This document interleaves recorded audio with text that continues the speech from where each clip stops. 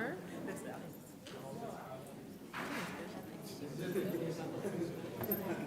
It's fine. No, I wasn't worried about no pictures. It was just really about like just the presentation of it all. Yeah.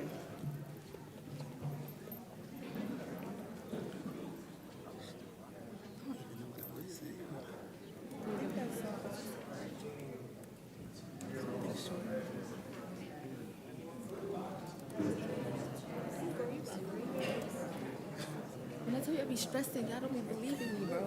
I think just this year I had like, man, I don't know how I'm gonna pay for college. I don't know. You don't have no scholarships? I do, but the scholarships are like, you think it's a lot, then you really do the math. Oh my God, why do I look like that?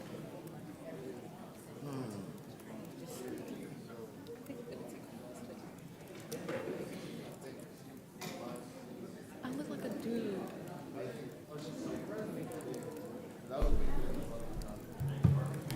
It's okay. Black History Month. It's just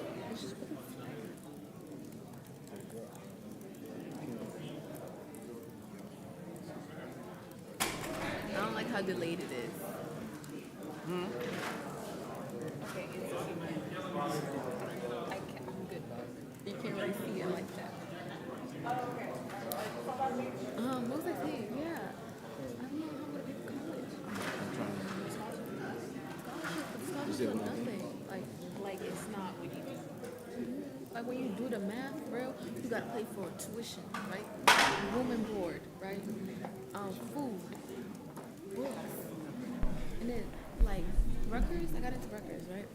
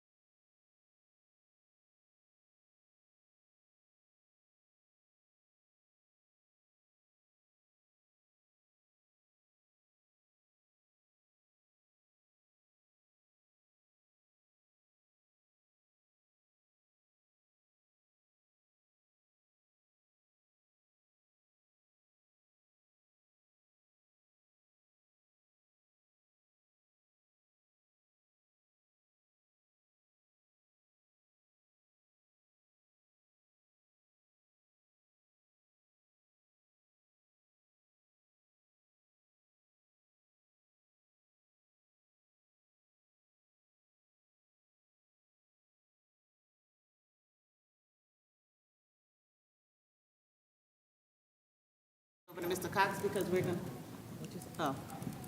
gonna get ready to start our meeting.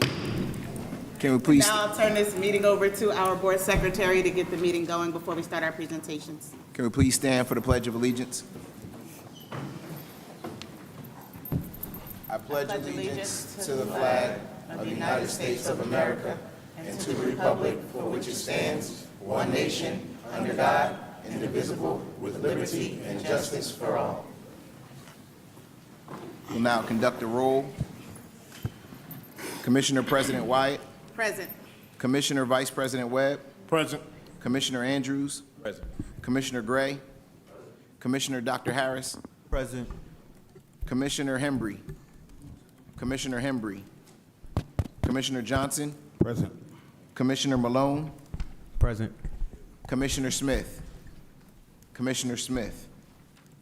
Madam President, I will call the administrative members as well. We have a quorum with the commissioners. Also present tonight is Mr. Rashawn K. Hassan, Superintendent, Chief Cameron E. Cox, Chief Financial Officer, Board Secretary,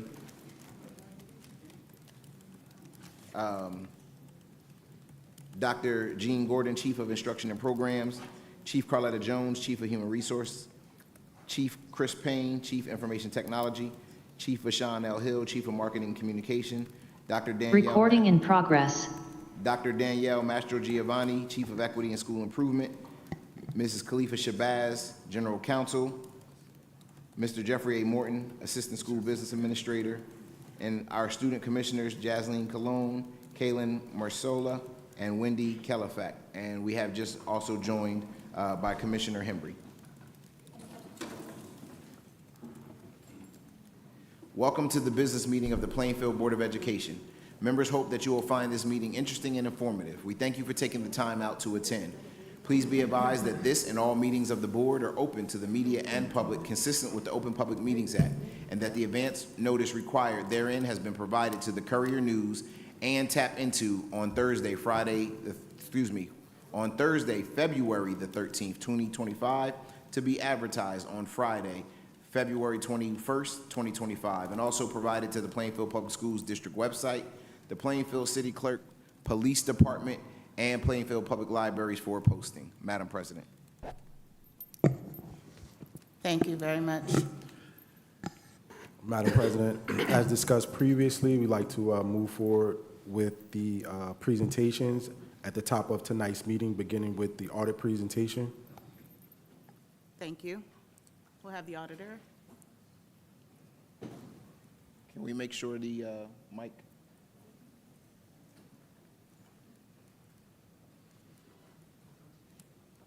Button on the side.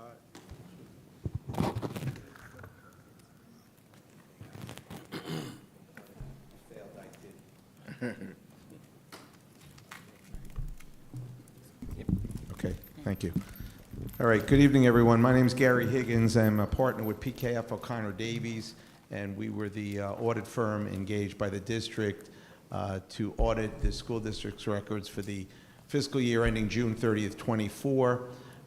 As part of the Department of Ed requirements, we present two documents, a 176-page document, which is the audit report, and then a smaller report known as the Auditor's Management Report, which is promulgated by the State Department of Ed. I'm just going to go over a few different areas. With regard to the large audit report, the most interesting thing that anyone should know in there is the Independent Auditor's Report, and I'm pleased to report that the financial statements received an unmodified opinion, which basically means that the financial statements as presented are in accordance with accounting principles generally accepted in the United States of America. So that's the highest attestation you can receive with regard to an audit report in the United States. I'll go over a few items in the AMR report which are more significant. First, I'd like to report that last year's recommendations have all been corrected. There are no repeats. So the corrective action plan that was approved last year was fully implemented by your district administration. Secondly, to note that this year there are no significant deficiencies or material weaknesses reported with respect to internal controls or compliance issues. We have 4 recommendations, and they're considered general comments. They don't rise to the level of a significant area that has to be addressed. So those I will go over in the report up here, which is the Auditor's Management Report, if anybody's following along. I'm going to skip around and just go to the comments. The other items I don't touch on, meaning that you're fully compliant with the respective statute. On page 2, I think it's page number 2, yeah, okay, that's our first finding, 2401. There's a specific statute which sets the amount of the surety bond on the Business Administrator Board Secretary position. The current bond was at $180,000 of coverage, and that was below the amount that's actually required based upon the statutory calculation. So the recommendation is that the surety bond coverage be increased up to the minimum required under the statute under 18A 17-26 and 1732, and I believe that's already been accomplished. So that's one of the 4 recommendations, and Mr. Cox made a phone call to the respective insurance people, and that item has been corrected. The second item is on page 4, and here we list 2 items. The first one is finding 2402, where 3 general fund line items were overexpended. We didn't feel this warranted a recommendation because the total of the 3 were $37,000. It was immaterial compared to the district's overall budget, which was almost $310 million during our audit period. So we have to make note of it, but it was unintentional in our mind and immaterial, so we pass on a recommendation. With respect to 2403 on the same page, this is a combination area where certain funds are required to be approved by the executive county superintendent if they exceed 10%, and in one area the approval was not received. And then secondly, there was one other approval received for a transfer, but the amount that was approved was actually different than the transfer made by the district.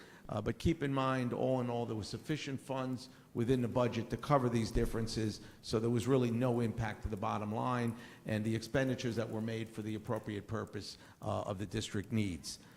So that's what happens there on that page. The next page, if we could go to, would be number 5. Here, under 24004, we found some clerical errors with regards to the reporting of the qualified costs for extraordinary aid. Extraordinary aid has to do with money that a district is basically reimbursed for amounts for special needs in certain areas, and there were some clerical errors. They didn't rise to a level of being significant, but the recommendation is better care be taken with regards to the preparation of the report to obviously avoid a substantial error or difference in the reporting. And then finally, we have one more recommendation on page 8. Annually, you, or as a district and every other district in the state of New Jersey, have to file what they call an application for state school aid, which basically sets forth the various students in all categories and grades as of the date of October 13th in this case. And we had some differences, once again, not significant, between the work papers provided for audit and the actual report that was submitted to Trenton. So the most recent one was done, and I know the district has followed up to ensure that that doesn't occur again. So with respect to the 4 really recommendations, like I said earlier, they're general comments, and I know the finance office has been working diligently to correct them and hopefully not have any repeats in the current fiscal year. The final item I'll go over is the year-end surplus on page 14. And keep in mind what I said earlier, your district budget was approximately $310 million last year. And the way the books closed out, if you could go, yeah, on the top there. So, right there, up there, yeah. All right, so the year-end surplus for the district was $58,749,892. What you have to carve out of that The $11,311,000 were purchase orders that had been already proposed and approved by the district, but the goods or services had not been received. So out of that money, we have to basically carve that amount and set it aside for those bills when they come in and are paid. The next item is $32 million, and that's detailed below. I'll go over it in a minute. And in your current 24-25 budget, $4.7 million was put in basically to balance the budget. And after you take all those numbers out, you have unassigned fund balance of $10.6 million. If we could just scroll down a little bit, this is the breakdown of the $32 million. Basically, unlike a municipality in New Jersey where they can pass capital ordinances to buy a fire truck, build a building, buy equipment, you don't really have that ability. You only can go to a referendum. So you're allowed to keep what they call a capital reserve account, and the year-end balance is $27,240,000. And then you can also keep another reserve for maintenance in the future, and that has $4 million in it. And if anybody recalls, in June, you direct money to certain reserves, and you had directed another $1 million into the maintenance reserve. You started with $3 million, so you ended up with $4 million, and the balance, everything else went into the capital reserve, and that's at the $27 million mark. And then finally, employee deductions that are withheld for unemployment, that gets segregated for future unemployment claims, and that's $824,000 approximately. So that's where the district stands at year end. You meet the requirements of the 2% minimum on the unassigned surplus, and then obviously you've filled, as we call them, different buckets for purposes in the future on an as-needed basis. But overall, that's my comments. I'd be more than happy to answer any questions. I'd be happy to go over the other 175 pages in the audit report. I have nothing to do this evening, so I'll leave it at that. Does anyone have any questions? Actually, I would like you to go over just about 100 pages, not 175. Sure. If you would say. That's it, whatever your pleasure. I'm free Thank you till for that. midnight. Thank you for that presentation. Do we have any questions from members of the board? Go ahead, Commissioner Gray. A surety bond? Yes. Yeah, basically. What's that? How do you pronounce it again? Surety, S-U-R-E-T-Y. Basically, it's an insurance policy on the individual that if they misappropriate funds, if they wrote a check to themselves and went and cashed it and took the money from the district, that the insurance company would cover that through what they call a surety bond. Sometimes there's a blanket officials bond, and you have one of those as part of your blanket policy, but that specific law requires a specific bond just on Mr. Cox's position. Can you explain why? Was the increase due to regulation? Well, he was a new BA last year, and basically his bond was just put on, and I think it was the insurance company didn't. The insurance company made a clerical error. They didn't up it to the statutory amount. So at least he had one. So look at it that way. But that's what it is, and that's really the only position in your district. When you get to a municipality, the tax collector needs a separate bond, the municipal court personnel needs a separate bond, and also a utility collector if you have a sewage utility. But then there's a blanket bond on everybody else if there's any misappropriation of funds. So, no problem. Any other questions from any other members of the board? Okay. So what page do you want me to start on? 4. Okay. Start on page 4, please. All right. All right, thank you very All right, much yeah, for your Yeah, presentation. once again, thank you for employing PKF O'Connors to do your audit, and we look forward to next year. Have a good evening. Thank you. Thank you.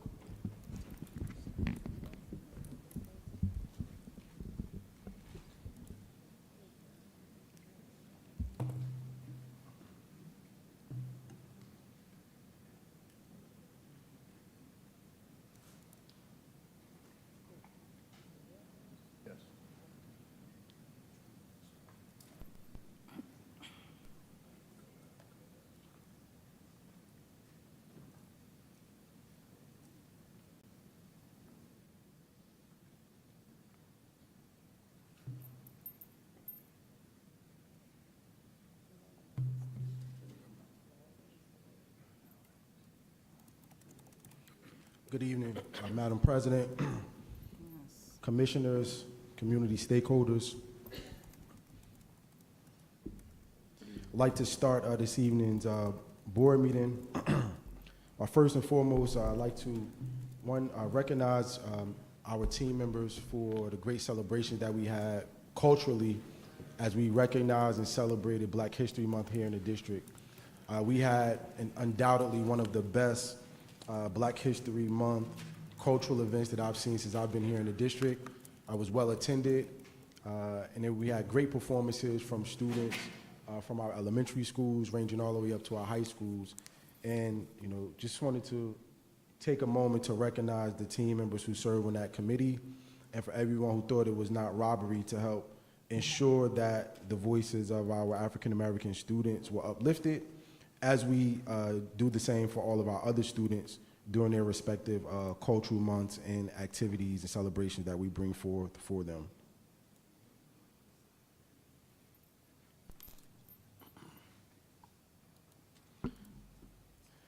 I'd ask at this time that everyone join me for a moment of silence as we just honor members of our team that we recently lost. One being Miss Amanda Chernak, who served as a health and physical education teacher, and the second being the great Albert Steele Mills, served as a former safety and security officer, amongst many other roles that he held here in the community of Plainfield, and impacting the lives of so many men and women. So please join me for a moment of silence.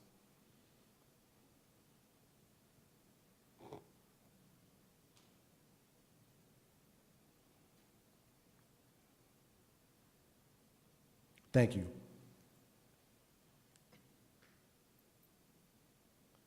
At this time, I'd ask that we celebrate and cheer on the members of our boys varsity basketball team who are officially the Union County Conference champions.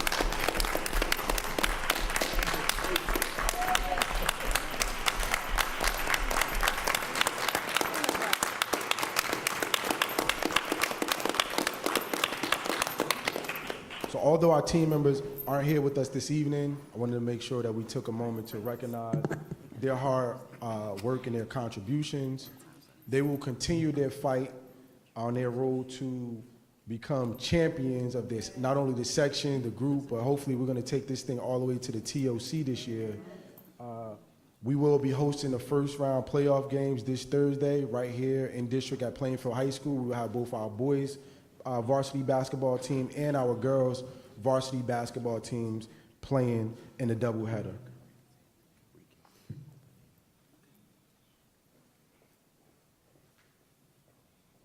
Oh, snap. Right. So at this point of the presentation, I'm going to kick us off to have a conversation about our CTE programs and some of the work that we're doing to further expand access to our programs.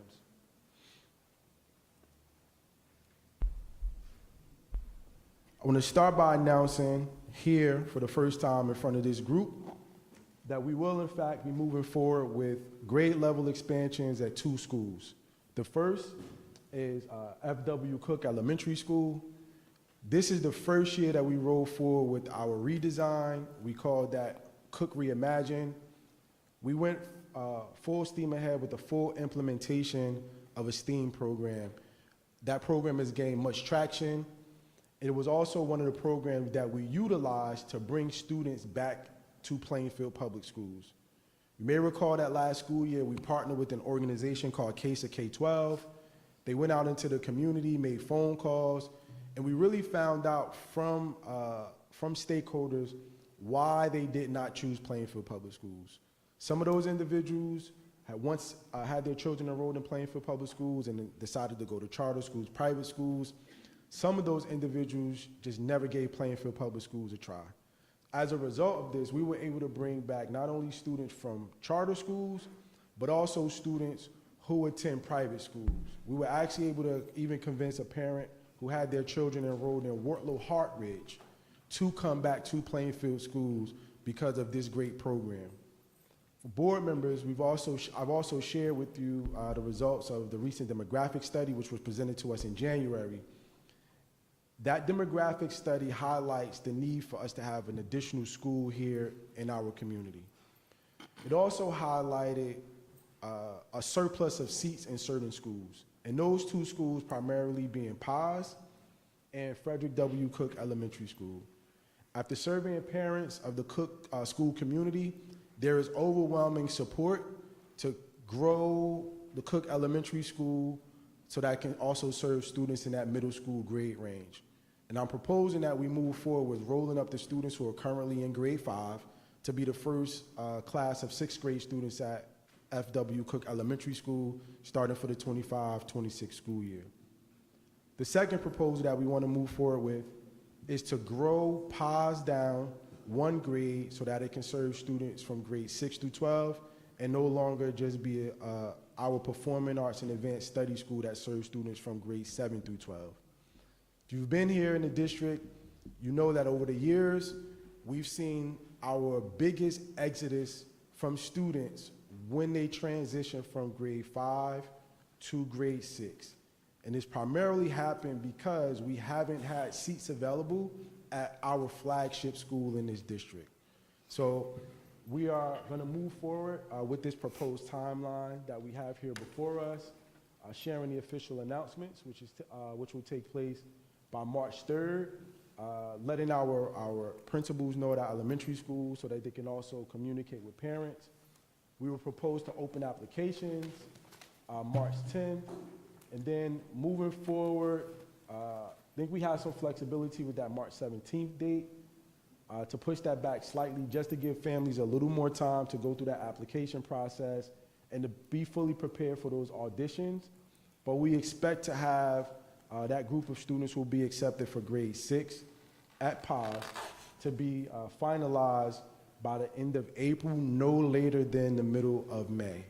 We'll also work closely with our school business administrator to ensure that when we present the budget to the board for a vote in March, that we have the estimated cost for any additional personnel that's needed. So our chief of school management, Dr. Mark Williams, is aggressively leading the charge in terms of the planning, and he will work closely with our school business administrator with this initiative. I think this is a great opportunity for us to take advantage of the momentum that we have and the support we have. We're doing a lot of great work in our community to continue to expand and build up our programs. And as we continue to go out and do this great work, we're going to have to be innovative and aggressive to solve some of the challenges that we know we have in our school community, particularly ensuring that we find creative ways to house the students who are now raising their hands saying, yes, we want to be a part of what's going on in Plainfield Public Schools. It is a real conversation for us, and this is one strategy. It is low-hanging fruit that we can take advantage of immediately without having to wait for agencies to come in here and save us. And by that, I'm specifically talking about the New Jersey School Development Authority, the entity that we rely on to construct new school buildings for us here in Plainfield and many other SDA districts throughout the state of New Jersey. Moving on to our CTE pathways, this chart here highlights the number of students who've earned at least one industry value credential towards one of our district CTE pathways over the course of the last 5 years. So when you look at these numbers are very low, looking at the course of the last 5 years. I want to remind everyone in this room that over the course of the last 5 years, the district has really only had 3 CTE pathways that have been offered. That has been our allied health track, our construction technology track, and our child development track. So in prior years, our organization has offered a plethora of elective courses for various industries. However, they haven't been connected to CTE pathways. This school year, we opened up for the first time in a long time additional CTE pathways. It was the result of a lot of hard work from our Office of Instruction and Programs, We brought online a full-fledged supervisor of CTE position. We have at the helm Dr. Evans, who's leading the charge and doing great work. And here are the number of students we currently have enrolled across each of these CTE pathways that we brought online. And I think it's important to note that we have been making great progress for these CTE pathways that have been brought online for year one. Starting with our accounting program, we have 49 students. Audio, video, and production, we want to see that number grow, obviously a little more from the 12 students that we have. Moving down to culinary design, in year one, we have 319 students enrolled in that CTE pathway, 98 students in our entrepreneurship pathway, 147 students in our esports pathway, 213 students enrolled in our fashion design, manufacturing, and merchandising pathway, 35 students in our marketing pathway, 109 students in our photography and digital media pathway, 205 students in our video game design pathway, and we are also very excited to be moving forward with the full rollout of our sports medicine CTE pathway for the 25-26 school year. Now, there has been a lot of chatter on social media and in the community about the programs that Plainfield Public Schools offers. There's been a lot of chatter about the programs that our competitors offer. And by competitors, I mean the public charter schools that operate here in the city of Plainfield. There was conversation about an allied health program that's coming online as a part of a partnership. I'm here to tell you now, we've been doing that program. We've been doing it well, and we're going to continue to enhance and elevate that program through our partnership with Rutgers University. And you'll see tonight what our vision is to further enhance our CTE programs and to leverage technology to bring on some of the more traditional CTE programs, such as electrical programming, auto technology, et cetera, but doing it in a way that will be cost effective for the district, engaging for our students, but giving us what I consider to be a leg up, because we're going to leverage one of our strengths, which is one of the strongest partnerships among any public school district in the Northeast Corridor, and that is our partnership with Apple. So before we get into the technological advancements, I'd like to take a moment to quickly show you some of our reimagined spaces for our CTE programs so we can all get a feel for what our students would in fact be walking into after we close out this cycle of pending construction projects that we are working on. What you see before you is a rendering of our CTE space for sports medicine.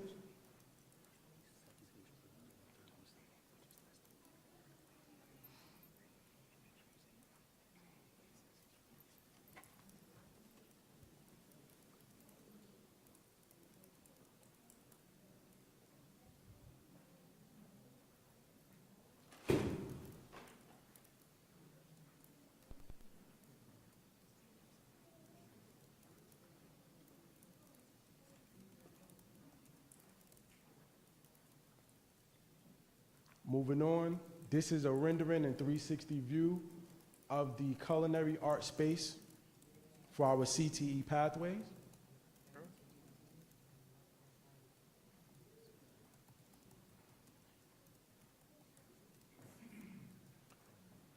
This rendering shows a view of our photography and digital media space for our CTE program and pathway.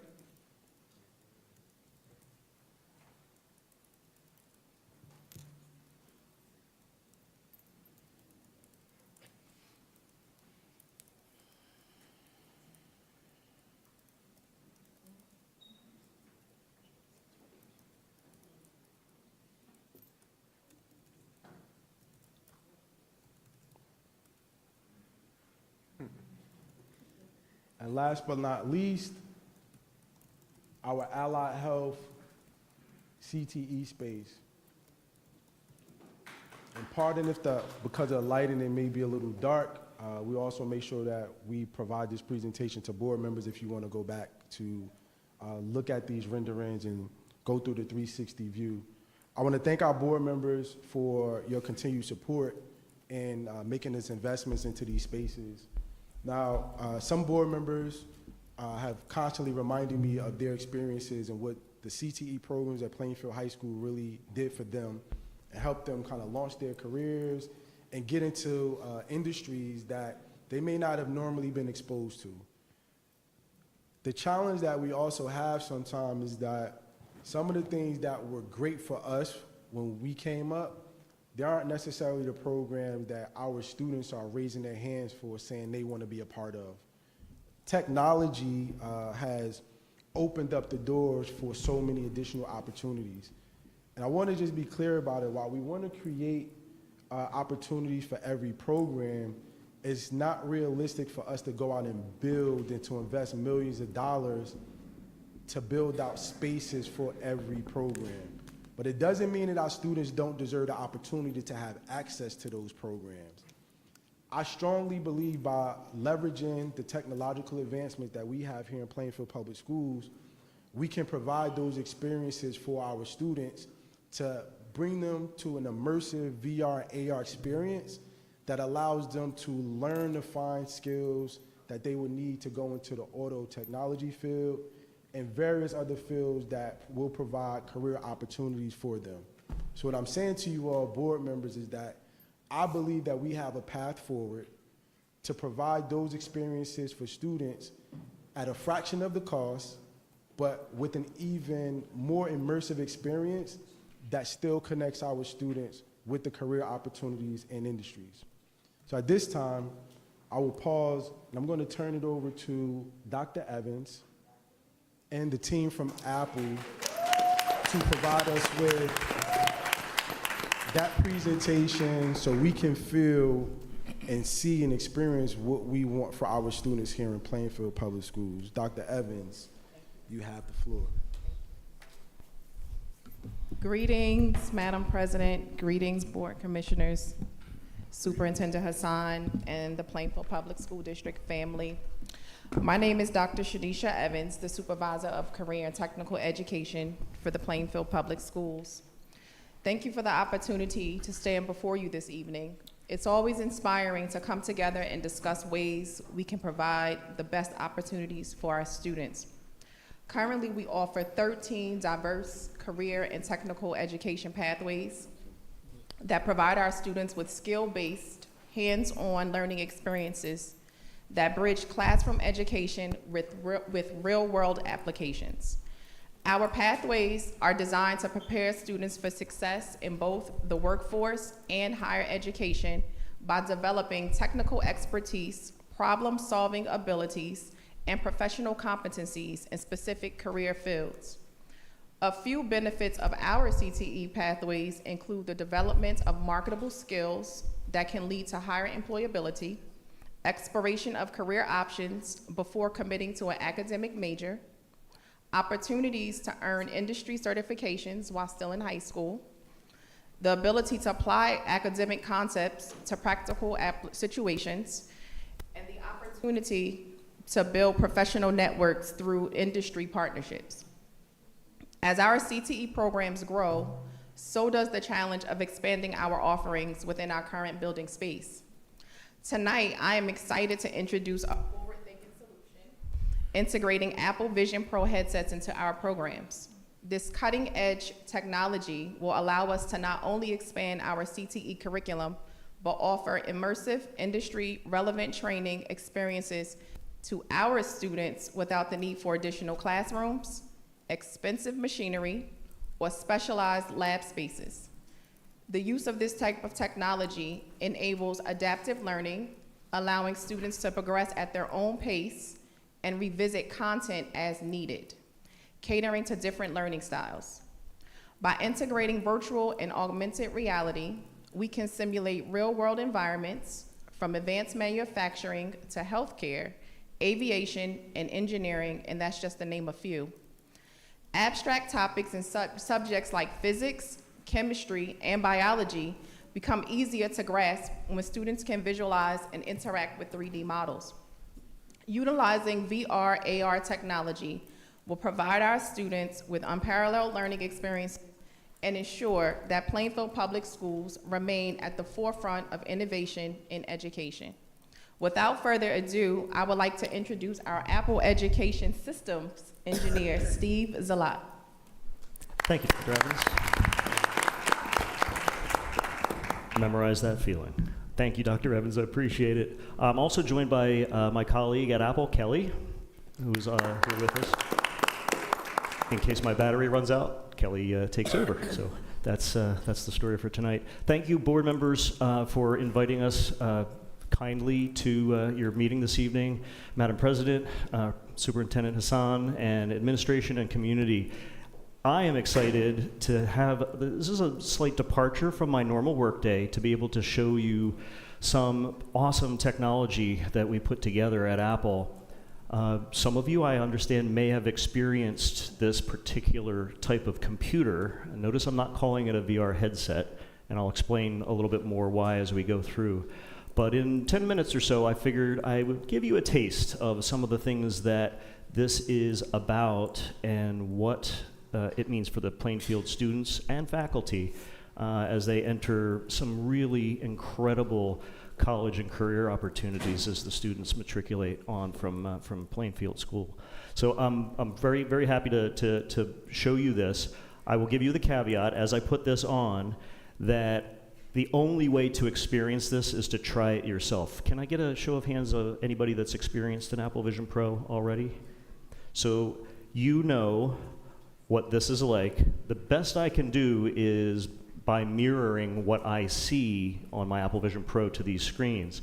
So it may look a little odd as I get this set up, but you'll see soon what I mean by that. So I'm gonna get this back on. I did set this up a little bit earlier, so it should take a short amount of time for me to get things set, which is good. Steve, we're gonna dim the lights a little bit. Yeah, please please talk do. about why we have That's to do fine. that. I promise I won't trip. I can actually see all of you plain and clear right now. Some of you that have experienced this before probably notice that you can see my eyes as I engage with you. There is a wall of technology between me and you. Those eyes are actually projected onto a screen on the front of the Apple Vision Pro. Inside the Apple Vision Pro, I have a 4K display for each eye. Left eye as well as a 4K display for my right eye. So it's a very high resolution environment that I'm looking at. I'm going to mirror my display, and I know it looks weird, like I'm doing a Tom Cruise movie or something, but I assure you, you'll get a chance to understand a little bit more once I do this. So as I mentioned, we've got a display on each eye that's very high resolution. Now, I've begun mirroring for you on the TV screens, and I think on the big screen behind me. One thing that I've learned about presenting this in AirPlay, which is one of the technologies that Apple uses to wirelessly mirror technologies, is that I shouldn't move my head too fast, because for some of us, we're after the dinner hour, and if I start shaking my head too fast, it's probably not going to be good for anyone's stomach. So I'm going to try to take it slow and take it easy. But you're already seeing that I have a control center in front of me that I can turn on my mirroring control. And as I look around, it is actually, for me, it's full speed. It's as if I'm seeing you all without the headset on. So Apple Vision Pro simply has a number of sensors. Oh, let me show you what those sensors are. If I look over here to my slideshow, which you can't see unless it's on the monitor, but I see it, I have a window here. It's running Keynote, which is Apple's slideshow program. We have our own slideshow program that comes with all of our Apple devices, including Apple Vision Pro. And that window, I left that window hanging over there earlier when I was setting up and trying to see if we had all of our technical I's dotted and T's crossed. So I'm going to just take that window, and I'm just going to move it right here over your heads. So I'm still looking at you while I'm talking about my presentation. So that's one of the first things that you'll notice about Apple Vision Pro is it is a full spatial computer. There is a set of technologies in here. In fact, let me run that slide for you so you can see. I'll just advance the slide by tapping my fingers. Inside is an Apple M2 Apple Silicon processor and an Apple R1 processor for all the visual speed that we need. A host of cameras, infrared sensors, downward-facing cameras to complete the experience. We call this a spatial computer because it's not your average VR or AR headset. It is much, much more. In fact, it's a fully operational Apple Silicon-based computer like MacBooks, like iPads, like iPhones. So what you see on the screen there kind of represents a host of technologies that we've brought together. You notice the battery technology is separate, so it's not too heavy on your face. So you have a nice comfortable headband, an adjustment for the tightness of the headband. There are also speakers too, which you don't see on the slide, but there are subtle speakers on the sides that give you spatial audio. So if you're playing a video in one window and you turn your head, the audio stays where that video is. This window is pretty interesting too, because if I just bring it closer, it tends to block out those of you that are behind the video window. What's very strange, in fact, the first time that you do this, it's very, very strange, is I can simply walk through it, and I can still see all of you, and if I turn around, I just see the back of that window. So it's very interesting to have this level of technology in a computer that I can wear right on my head. I'm going to move this window a little bit further, and it's going to be a little subtle to see because the lower resolution that you see in mirroring kind of precludes some of the details, but they're very, very fine details. And as I move this window around, you might notice it casts a shadow on the floor wherever I move it. However big I make it, that shadow changes and moves with me. So I can make my slideshow as big as I want, and I can still see all of you here in the room. I launched Keynote, for those of you that are familiar with an iPhone or, for instance, an iPad, you might know that there's a home screen, and all of your applications tend to be there on your home screen. I'm just going to move the slideshow back out of the way for a second. I'm going to hold my hand up, and as you see, a little home button shows up, kind of like the home button on an iPhone. And if I tap my fingers together, my home screen shows up. So that's how I navigate. I can just tap my fingers together and drag to see whatever applications I might want to see. And then I can tap my fingers again and put them away. And I can open as many windows as I want all around this room, take my Apple Vision Pro off, come back tomorrow, put it back on, and all of those windows will still be there where I left them. So it's a pretty impressive, persistent environment for allowing you to put your whole work environment or entertainment environment. Entertainment works really well on Apple Vision Pro. I'm not going to go into that tonight because that's not our purpose, but it is pretty awesome to be able to, for instance, sit in a land speeder and watch Rise of the Jedi while you have Tatooine all around you. It's a pretty cool experience. So spatial computing means that I still see and interact with everything around me, and I also add to that a lot of different kinds of applications and digital work that I might be working on. So that's my Vision Pro slides. I'll tap to advance to the next slide. You see there are a number of things on this slide that I usually remind myself to talk about, and we don't have time to go into all of these this evening, but it kind of shows you a little bit more about how working with different applications can enhance productivity, collaboration, and also highly technical environments, and that's one of the ones that I wanted to talk about tonight. Dr. Evans is kind enough to share some of the plans that Plainfield has in CTE, and it just so happens Apple Vision Pro gives us some really awesome environments.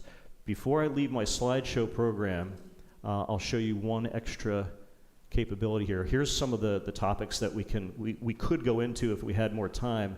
Talked a little bit about work, collaborative design. Companies like Nike are already using Apple Vision Pro for designing sneakers and not having to ship prototype sneakers securely all around the planet to get approvals. They can literally collaborate online and see and interact with them. You'll see that in a second.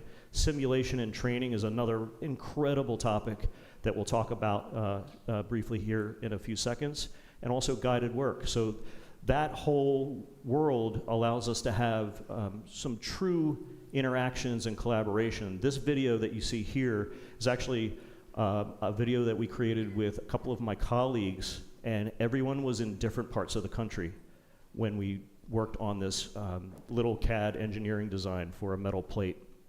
Literally all of the people in the room, you see their ghostly digital personas hanging around the room, and they all are able to see and interact with this particular program and allow them to work collaboratively on an engineering project.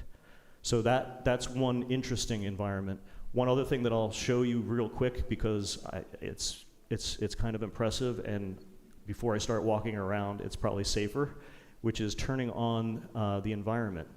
So I'm gonna just turn up this environmental control that you see above me here, the mountains, and I just turned the digital crown on the top of the iPad. And it might actually be too dark because I just realized I have this set for automatically adjusting from day to night. So it went to nighttime, but I'm standing on the moon. All around me, everywhere I look, my work environment just changed to the surface of the moon. I can change it to Mount Hood, to a beach scene, all kinds of different environments that take me kind of away and allow me to focus on the work at hand as I'm working on things. So it's just one little extra bonus before Mr. Payne starts getting nervous that I'm talking too long about that. So let me show you a couple of applications just to kind of talk through some of the advanced concepts. As I mentioned, this is an advanced spatial computer. We're not designing something to fit into the already crowded marketplace of VR and AR kinds of headsets that's out there. What we're seeing is an enormous amount of commercial, industrial, technical, and mechanical industries that are adopting what we have here in this spatial computer that we've invented. And I'm just kind of looking through my application set here. You might see applications that you recognize as I page through them. As I look at them too, you might notice as my eyes travel from Word to Excel and back, that the icon just simply pops out. One of the entire ways that you use an Apple Vision Pro is by your eyes. So you look, and then you tap with your hands. So, and you can also use your voice. Siri does have a whole set of audio commands too, which is pretty handy if you don't have the ability to see. We have voiceover technology to describe what you see, and you can use your voice to control what's on the screen. So I'm going to move quickly to a couple applications to kind of whet your appetite. This one is an interesting one. It's called JigSpace. In fact, sorry about the fast movement there. I forgot to power up my iPad. But what we can do here is also use this same application on an iPad too, but the version that works on Apple Vision Pro, I think, is a bit more impressive. Let's take a look at a jet engine real quick. Okay, and it's loading that up. And what you see there is it wants a flat place for me to place this jet engine that I can take a look at. So I'm just gonna look right there in the middle of the floor and tap my fingers. So that was pretty quick and easy. I can pick up pieces and move them around. Let's see if I can make this a little bit easier to see. So one of the first things, I'm gonna just shrink this down a little bit and move forward so we can see what's going on inside. There we go. In fact, we don't have to shrink it down. As you can see on the screen, I can walk all around this jet engine, put my hand right through it, so it's not really there, but it's there and also in technical detail too, as described by the application.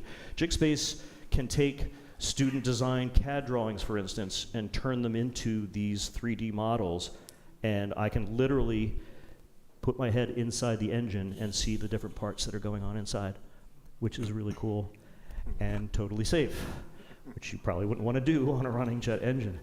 So let me close that one, and I'll bring up another favorite, which is wheel alignment. So in Autoshop, if we wanted to take a look at, for instance, doing wheel alignment, I can take the instructions and move them over here and bring them closer if I want to be able to see them better. Now I've got a full, four-wheel drive chassis here that I can shrink down or make big, not obtrusive at all, so I can get a chance to really see what's going on, see where the suspension is. I can move through the instructions to say, okay, for a positive toe angle and toe in, referring to when the wheels are pointed in front, and you get some guidance there.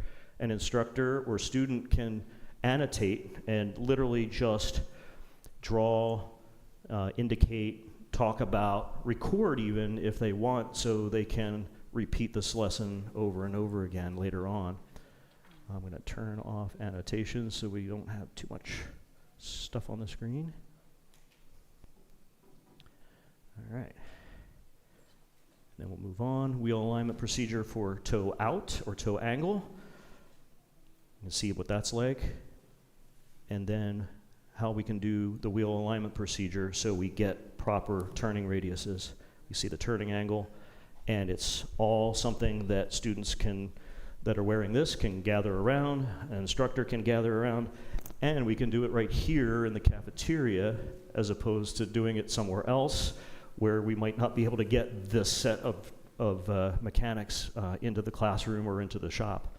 So it's a pretty interesting way of taking technical subjects and making them much more accessible and movable in the curriculum. And I know Superintendent Hassan, you were mentioning the use of multiple spaces is one of those keys, and this really adds to that flair. So I'll show you one more thing in the technical realm. We were taking a look at this program called Resolve a little while ago, and it shows off mechanical engineering and the kinds of things that you might experience if you're a mechanical engineer out in your career. This is an HVAC inspection system for fire sprinklers as well as HVAC units. So I'm going to say, show the 3D model, and it right away is telling me, well, look up. That's where you find fire sprinklers and HVAC units. So if I look up, there they are. And if I click on one, fire sprinkler, where's my HVAC unit? Boom, there it is. And even the little info windows follow me as I'm looking around and inspecting the various components. So there's another example of commercial and industry and technical and the engineering side of things that this kind of spatial computer brings out. Wouldn't be complete unless we do a little bit of medical. I've got a couple applications here, one from the Stryker organization, which I thought they only made gurneys, but as it turns out, they make a ton of different medical equipment. Stryker has this MyMako application that you see here in blue, all descriptions about and take apart diagrams of knee replacements, partial knee replacements, hip replacements, all kinds of really nitty-gritty stuff that goes on when doctors and patients have to talk about their procedures, and it helps with understanding better about how the recovery process goes. I thought we'd take a look inside a heart, if you don't mind. So I'm using the Insight Heart application, and it's another floating window that literally leaves shadows on the floor just like before and gives us some pretty interesting concepts of being able to see a full heart in front of us and figure out what a normal heart rate is, what a myocardial infarction would be. Due to a lack of oxygen supply through a blockage in the coronary vessels, cells can be damaged or die if not treated quickly. A myocardial infarction, also known as a heart attack, is the irreversible death of heart muscle tissue. The key to recovery is receiving treatment as quickly as possible and restoring the blood. So I'll stop it there, and I'll move over to atrial fibrillation. Atrial fibrillation. Unlike ventricular fibrillation, atrial fibrillation is not directly life-threatening. Approximately 70% of AF attacks are not even known. I'll stop it at that point so we can save some time, but I wanted to make sure that you got a chance to see some of the inside parts of inside heart. So I can put my head right in there and look at arteries at components of the heart, or I can simply ask for different views, and I can do a cutaway of the heart and actually see blood cells flowing in and out of the heart. I can bring this down so I can see things from the top. That's a lot easier to understand, and I can turn off certain things so I can see even deeper what's happening with blood cells as they flow through, and it keeps a running heartbeat so you know what a 90-minute beats per minute heart looks like, as well as the cells that are traveling in there. We won't do heart failure. We're not there today. We'll do that at another time if we need to. There's a short example of some of the healthcare applications. There is some enormous amounts of activity going on in the developer community too, in healthcare as well as in all the technical and engineering arts that I mentioned, that really help us figure out what kind of computing like this would afford anyone going into college and career, as well as students that are coming out of high school specifically, and working on trades, as well as technical and engineering skills. Really wonderful approaches to a new style of computing. I'll give this real quick quote here. Apple Vision Pro's been out for about a year now.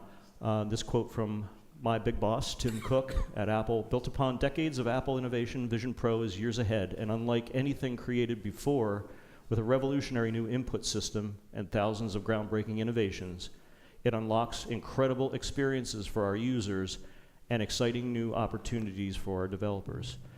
That gives you a good sense as to what the direction is when Apple creates a bit of technology like this. As I mentioned earlier, the only way to truly experience this, and those of you that have already gone through an experience in an Apple store can attest to the fact that putting one of these on for 30 minutes and getting a chance to run with some of these applications and some of the others that we can help you understand and see and hear and experience will really help you prove that point. And we're just very glad that we can bring this to you this evening, and appreciate your kind invitation, and we'll take some questions. Oh, okay. Thanks.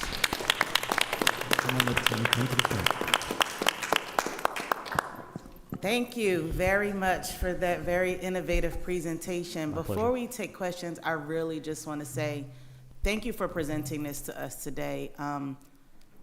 Us together, we go to Texpo every year. I personally go to Texpo every year just for the technology, to see what types of technology can be introduced into the school district for our students. This right here, I know you said it's been out for a year. This is my first time seeing it. I didn't get a chance to put the headset on or anything, but I heard all about it. But to be able to see this presentation and watch what you're able to do with that headset, with that computer, I really don't even have the words for it. I'm holding back my tears because I'm so excited about what opportunities this brings for our students. So thank you very much. I'm going to stop talking now. Do we have any questions? Thank you. Go ahead, Commissioner Gray.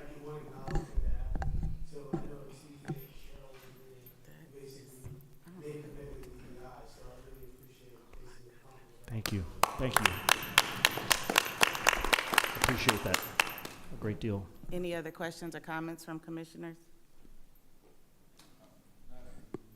Much, but I'm glad to see this technology is coming to the district. I think I've spoken about it before. You know, sometimes in our community, students don't necessarily have a chance to play, have hands, get touches on this. And so I think it's just vitally important that when that happens, school districts provide those opportunities. And I'm looking forward to the opportunity for our students. The faces I looked at the most throughout it were the three across, and to see your faces lets me know this is the right direction. So I'm glad. Thank you. Thank you for your partnership, too. Thank you very much. I was just going to add, this technology helps prepare our students for their future and not our past. I believe in that wholeheartedly. Thank you. Thank you. That's very nice. So, Madam President, I know you are about to step up so you can introduce our next presentation. I want to thank Dr. Evans.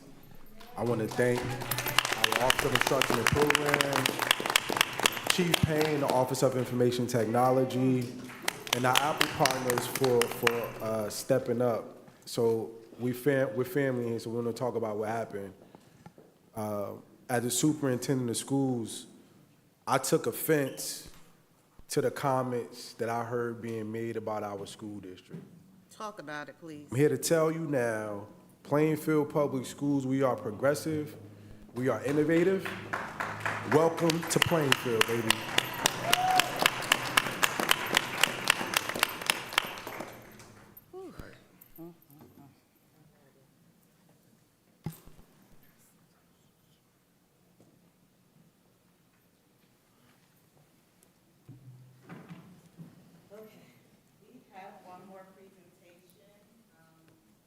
I'm very excited about and proud to display before you all. We have 5 of our dynamic and innovative staff members within our district. All of them are, but these 5 that are going to present to you tonight have done something that I think deserves to be presented to our board and to the district overall and community members that are watching. We have Mrs. Gray, a social worker at Hubbard Middle School. Ms. Greer from Clinton Elementary School. Mrs. Frazier Ross, our school-based youth services program. Ms. Myers, a district family liaison. Mrs. King, a supervisor of the program. But what's even better than having these 5 is that we have Malia Gray, Zariah Islam, and Erison Corona, who are with them this evening to present. These remarkable individuals are here with us this evening to present, along with these 3 students, it's a celebration, SEL-abration. This is a collaboration that was created, a groundbreaking social and emotional learning initiative that brought our students together in an engaging, positive, and fun way. Through their hard work and their commitment to our students, their practice and service to our students, they provided a space for students to develop essential life skills, foster meaningful connections, and grow both personally and academically. I'm proud to introduce them here before you tonight so that they can present ahead of my president's remarks. Thank you very much.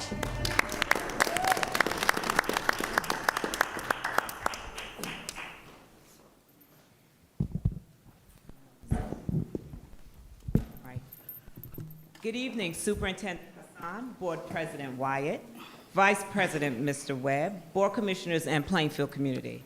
My name is Mrs. King-Gibbs, Supervisor of Student Services, under the leadership of Mrs. Shipman, Executive Director of Student Services, and Dr. Filippatos, Chief of Student Services. Social emotional learning, also known as SEL, is developing the skills and knowledge to understand and manage emotions, establish relationships, and make responsible decisions. This helps us to improve the school climate, reduce conflict, and help our students develop positive attitudes towards themselves and others. Our school social workers are required to provide SEL groups, workshops, presentations, and school-wide projects and initiatives. The Student Services Department encourages our team to take a creative approach to developing SEL skills in our students. It gives me great pleasure to introduce 2 of our school social workers, Ms. Gray from Hubbard and Ms. Gray from Clinton, as well as our family liaisons, Ms. Myers, and school-based youth worker, Ms. Frazier, also from Hubbard, and a special collaboration on the importance of SEL. Take it away.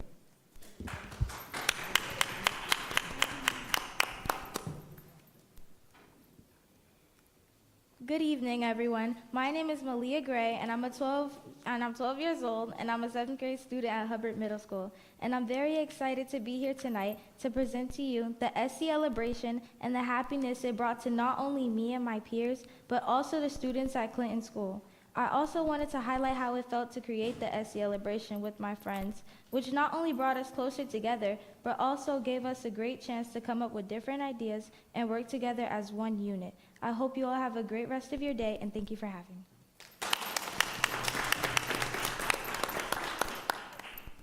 Hi, my name is Erison Corona, and I'm here this evening to highlight the day Clinton came to Hubbard Middle School. I want to highlight that day because I was being celebrated and the kids got to be celebrated as well.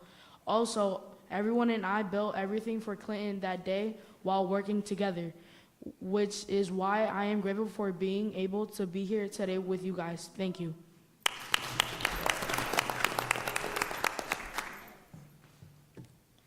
Good evening, everyone. Hi, my name is Zariah Islam from Hubbard Middle School in Plainfield, New Jersey. We want to thank you for giving us this platform to be able to share the SEL celebration.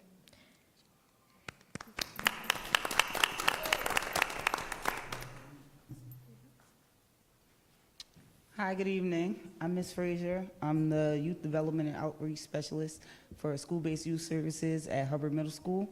So I'm going to talk to you about what social emotional learning is. Social emotional learning is the process of developing self-awareness, self-control, interpersonal skills, and that are essential for success in school, work, and life. SEL helps to understand and manage emotions, set and achieve goals, establish positive relationships, and make responsible decisions. SEL is applicable to students as well as teachers in fostering a positive and inclusive environment. It is also aligned with our SILUS, which is the curriculum we use to measure our students' SEL competencies. Social emotional learning is important because it enhances academic performance. Studies show that SEL improves student engagement, leading to higher test scores and academic achievement. It builds emotional intelligence, by helping individuals manage stress, anxiety, and conflicts effectively. It encourages positive behavior by reducing bullying, aggressive behavior, and disciplinary issues. It promotes career readiness by developing critical soft skills like teamwork, communication, and problem solving. It also strengthens mental health by encouraging resilience and coping strategies to deal with challenges, and it fosters inclusivity and empathy, helps by helping create a more supportive and understanding community. By integrating SEL into education and daily life, individuals can lead healthier, more productive, and fulfilling lives. There are five components of social emotional learning. The first is self-awareness. It's recognizing one's emotions, values, and strengths. For an example, a student who identifies feelings of frustration may practice deep breathing to calm down. The second is self-management, regulating emotions, thoughts, and behaviors in different situations. For an example, a student who sets personal goals to improve time management and reduce stress through mindfulness. Next is social awareness, understanding and empathizing with others, including those from diverse backgrounds. A student notices a classmate struggling and offers to help with homework. Relationship skills, building and maintaining healthy relationships through communication and teamwork. For an example, working in pairs to resolve conflict and collaborate on projects. And lastly, responsible decision-making, making ethical and constructive choices about personal and social behavior. A scholar who chooses to walk away from peer pressure instead of engaging in risky behavior.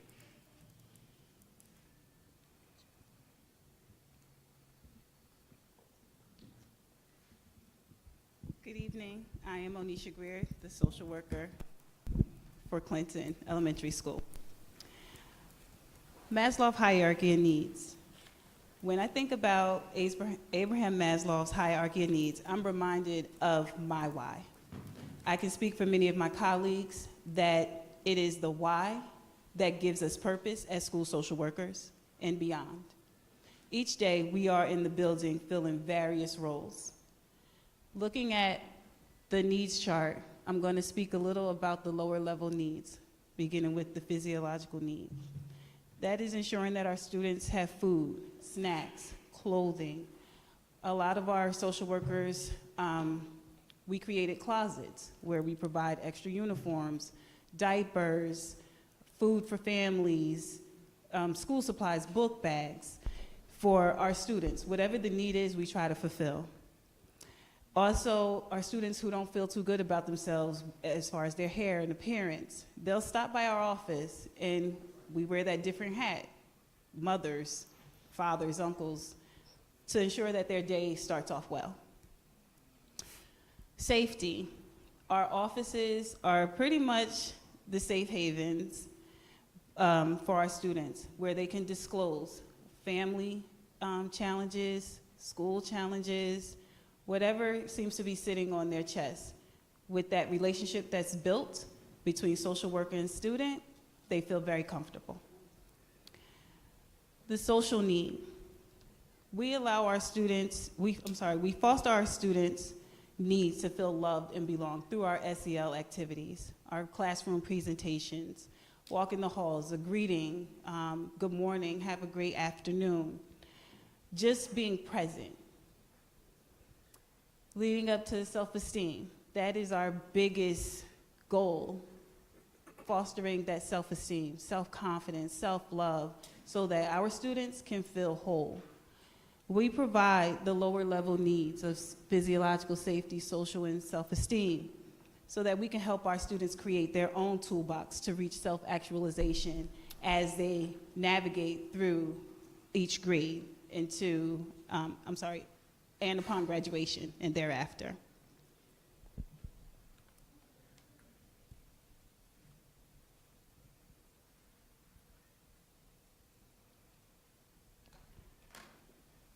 So what is SCelebration? Celebration was a collaborative idea between Hubbard Middle School social worker, school-based youth services worker, and myself to bring students at the primary level and secondary level together to be recognized for displaying and demonstrating social emotional learning, the foundational competencies, and developmental growth. The selected 4th and 5th grade students from Clinton's general ed population and SPED population were intentionally paired with selected 7th graders at Hubbard to foster a mentoring relationship with an intent that the fostered relationships would continue for Clinton's future transitioning students. In addition to demonstrating SEL foundational competencies, selected students also demonstrated leadership growth, academic excelling, positive behavior in reference to social and emotional management, and communication skills. Our students were honored with a 1-hour luncheon filled with team building and gameplay activities. Good evening, Madam President Wyatt, members of the board, and Superintendent Hassan. My name is Sarah Gray. I'm a school social worker and anti-bullying specialist at Hubbard Middle School. I want to begin by thanking you for having us here today. So, the celebration isn't just an event. It's a testimony to the creativity and leadership of our students. From the very beginning, our students at Hubbard took ownership of the entire event, using our pockets to fund it. They were our boss. They led the way from start to finish. They brainstormed the idea. They created their own committees to handle the logistics. They created interactive team building activities, interactive games. Zariah hand drew a few of our games that we played because our budgets were limited. We did an interactive icebreaker. With that, I forget which student it was, but I said, well, let's do a 2 truths, 1 lie. And at the time, we thought we were bringing kindergarten students over to our school. One of the students said, well, we don't want to set a bad example by having the students come lying, so let's change it to 2 truths and 1 dream. And I thought that was phenomenal because in that moment, we were able to learn a lot, not just from our students, but from the students at Clinton. Even so, one that stood out to me, Arison, one of his dreams, do you mind if I share? One of his dreams is to one day to inherit his father's store. He is very business mindset, so it was good to learn that, to see how I can help him to navigate from 7th grade to 8th grade. They designed their own handmade decorations. But it wasn't just about organizing the event. It was about empowering our students. By stepping into these leadership roles, they built confidence, they developed real-world skills, and they truly made this event their own. The celebration proves what happens when you allow the students the tools to succeed and the trust to lead. It's their opportunity to shine and celebrate their peers in a way that resonates with them. The best part about this program is that in the midst of planning this, we planned within a month, from the start of December to December 7th, well, December 13th, so we started in November. the students at Hubbard didn't realize that they were being recognized. They didn't realize that they were being celebrated and that they were being awarded. They thought that they were giving back to the students at Clinton, not realizing that it was about them as well.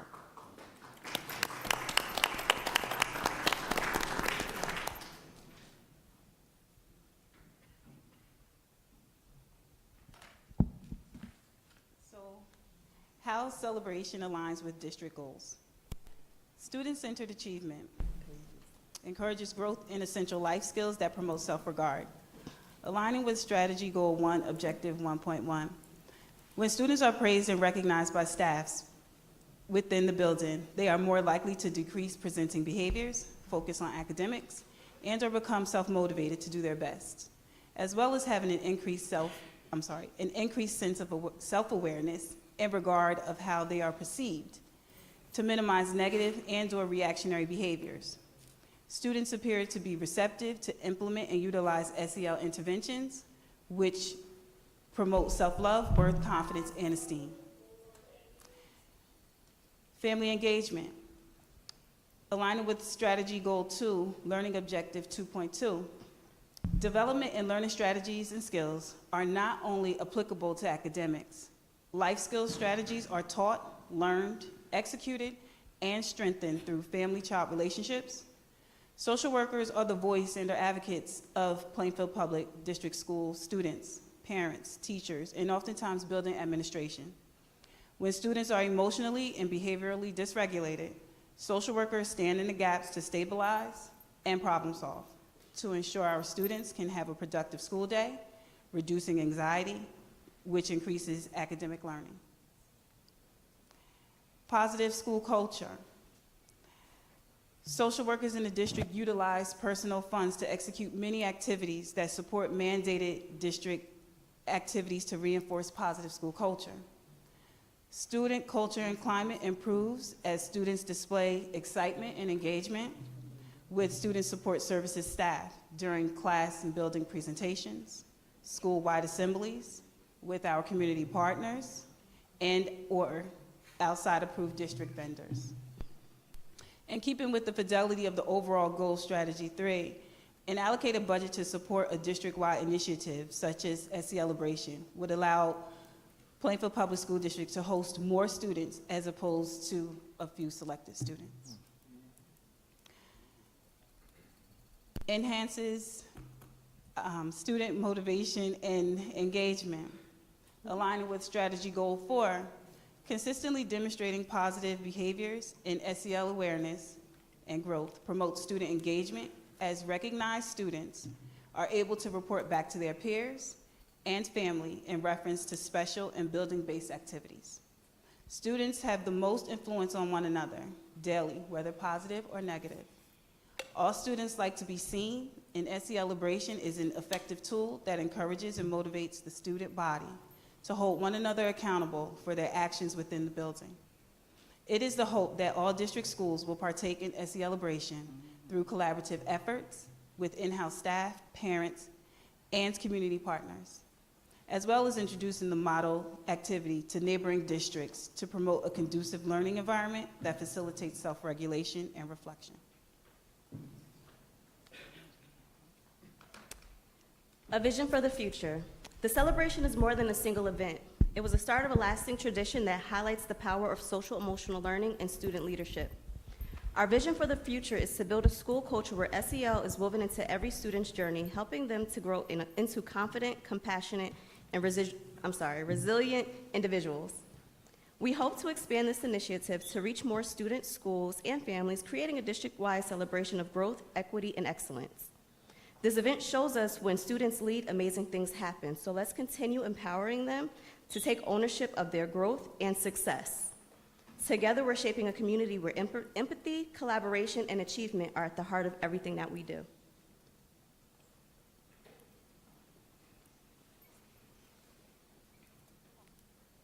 So we talked about how the celebration aligned with the district goals, but now we want to talk about how the mission of the celebration aligns with connecting it to the student services missions. It's in the power of unity.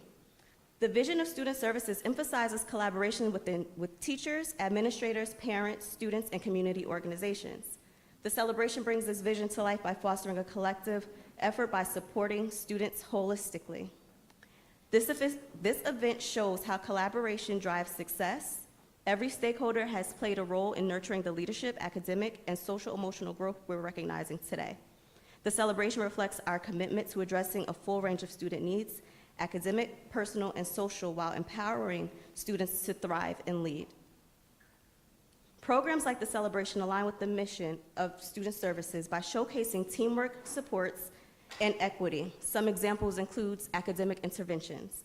Students were celebrated for their perseverance and academic growth, often supported by programs like the New Jersey Tiered Systems of Supports, NJTSS, which ensures that every student has access to resources that they need to succeed.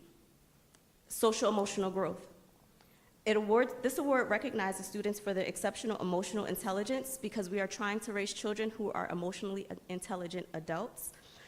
It recognizes their leadership and their positive behavior, highlighting the importance of FCL practices taught in our schools, as well as equity and advocacy.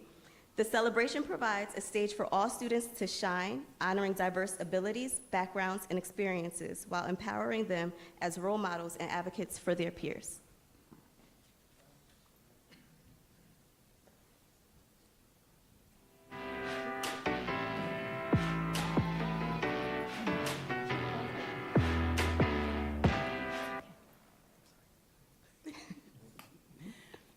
Good evening. My name is Ms. Myers, and I'm the family liaison at Hubbard.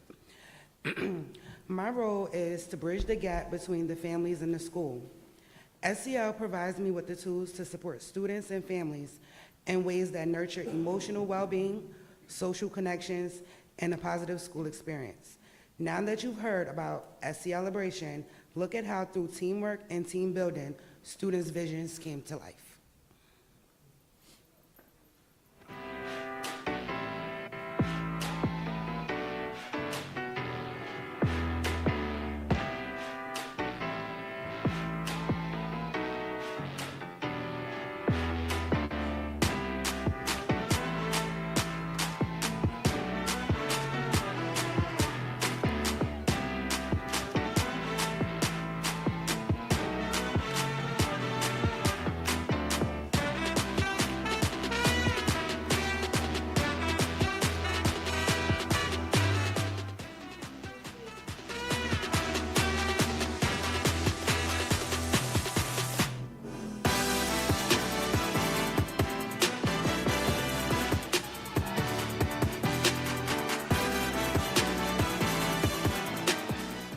Prepare you to be able to succeed academically and for you to understand everything that you've experienced and go out into the real world and do what we need you to do because you are our future and our life.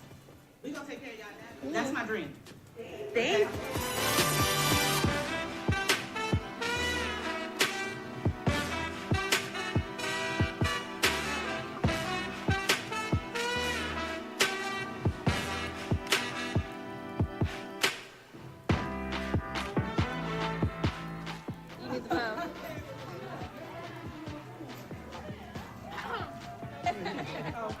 You can see him now, okay?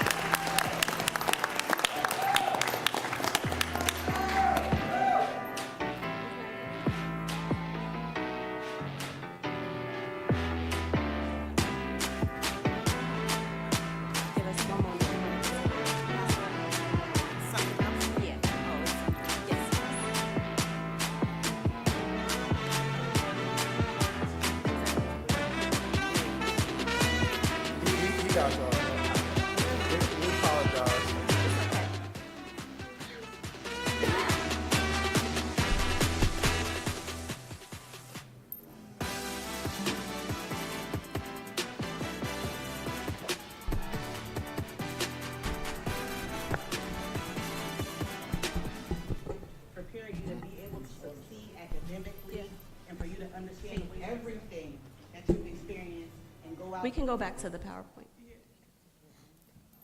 Thank you. So as we're wrapping up, we just wanted to show that in order to make this vision come to light, we created an invitation for the luncheon that was sent home to the parents. We also had an itinerary because it was such an important day. We wanted the students to feel, you know, the entire process of the importance. So an itinerary was created for the hour, and this is a copy of the certificate that was there.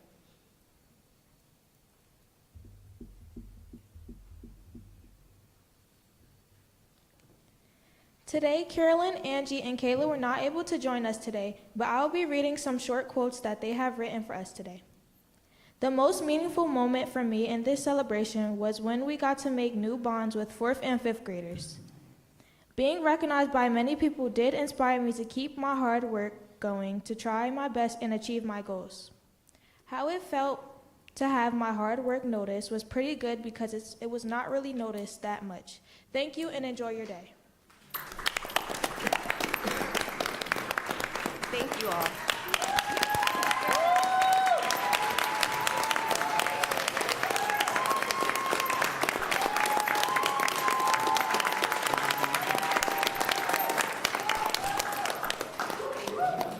I'd just like to say, if you have any questions, you can ask at this time, but I would like to clarify one point. Oftentimes, many of our social workers, our teachers as well, we know, provide extra things for our students. But we do have an SEL budget that we do provide for our social workers to provide some of the activities for our students. But you know, our team like to go the extra mile, and I'm happy that they do, but I wanted to make that clarification. Just a little bit. Thank you. So we heard that, we received that. Loud and clear. Listen, but we all need to be going the extra mile, so I want to make sure, Mr. Cox, as you continue to round out our budget development process, I think it's important to make sure that our principals sprinkle a little something extra in their budgets to make sure that we have adequate funding to support such initiatives across every school in our district. You all did amazing work with this presentation, working with our students. They stood before us so confident, right, so strong in their positions, and guess what? Most importantly, you saw how happy they were being recognized, but also preparing to do good work that they thought was in recognition of other people. Yes. Those are the characteristics that we look to see in our students. So great job, great job. Ms. King? Thank you all for your performance. Thank you also to the students especially for being brave enough to stand up here before us at our board meeting and present and read aloud and share your experiences. We are beyond proud of you and your dedication to the well-being and overall success of our students.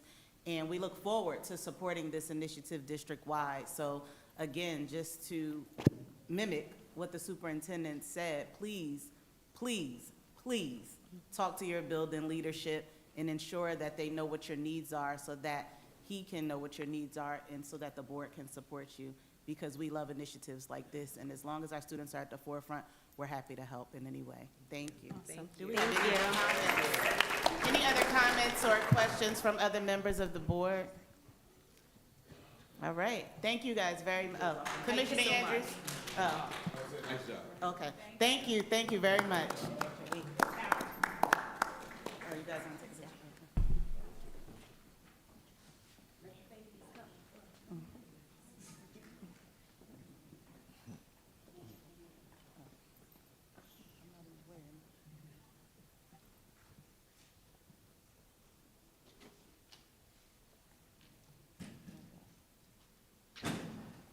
All right, thank you.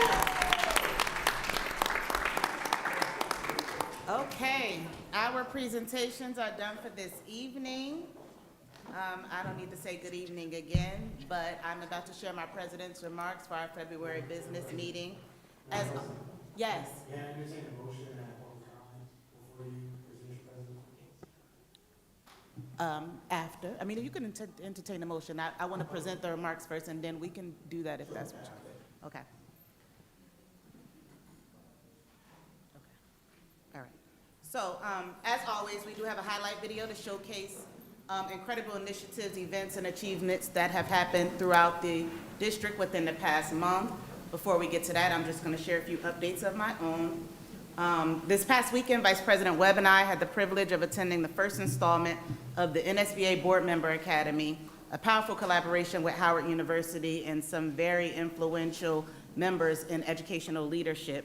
This experience was both enlightening and inspiring, equipping us with valuable insights on effective governance, strategic problem solving, and fostering strong partnerships between the board and members of the administration. We look forward to bringing this knowledge back to our board and continuing the work of transformation within our district, and we're eager for our next session in April. Additionally, the negotiations committee has officially begun past the contract negotiations, and we are optimistic that we will have a smooth and productive process as we work together to reach an agreement that serves both the educators and ultimately our students. And then I have some athletic highlights to share. As we approach the end of winter sports season, I wanted to take a moment to recognize the outstanding achievements of all of our student athletes within winter sports. I first just want to say that this winter season was a great season for all of our sports, and we are proud of our student athletes. They really showed up and showed out this winter season, so we definitely have something to be proud of. With regard to boys basketball, Mr. Hassan did highlight that they are now Union County champions. However, I wanted to just share a little more insight. They did have a very historic season. They are officially ranked number 3 in the state and hold the title of top-ranked public school in New Jersey.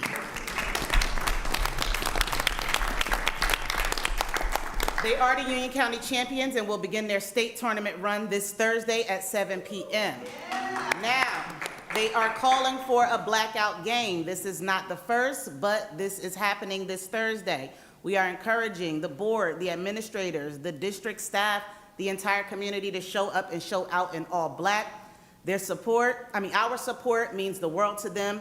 This request has come by way of our student athletes. Please, please come out in your black, rally behind our Plainfield Cardinals and support them as they look to start their state tournament run. Our girls basketball team is the number 3 seed in the state tournament and will play their first round also this Thursday at 5 p.m. right before the boys game at 7 p.m. Again, they would like us to black out, so please wear your black. A special congratulations to Imani Mullings. She was named Union County Female Student Athlete of the Week for her excellence both on the court and in the classroom. She maintains an impressive 4.3 GPA while averaging 16 points per game. And I can't quote it right now, but collectively, our student athletes across winter sports and for our basketball teams, especially, and our track teams, but across winter sports, they average a high GPA between about 3.8 and 4.3. For wrestling, we have 2 of our boys, Chance Fitz and Raymere Brighton, placed 3rd in the District 16 tournament and have advanced to regionals.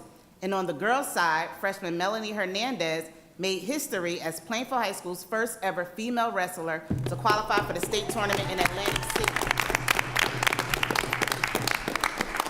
For bowling, we have Jameer Collins. He bowled a perfect game en route to winning the Union County Championship.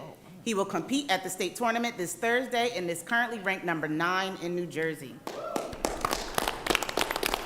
For track and field, at the state sectional meet, our boys had a strong showing with multiple top 5 finishes across various events. And district recognition, Plainfield Athletics has been recognized as the top ticket seller in the state among schools using Huddle digital ticketing. And we will be featured as a panelist to showcase our marketing and ticketing efforts.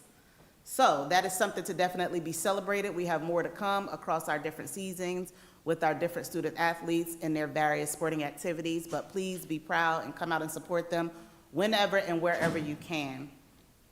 Honoring Black History Month. As we close out February, we also close out Black History Month, but we do not stop celebrating our rich history, our resilience, and our many contributions to society.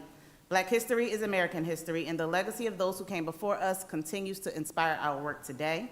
We honor not only the pioneers who paved the way, but also the trailblazers of today, including our students, our teachers, our administrators, staff, and community members who are actively making history in real time.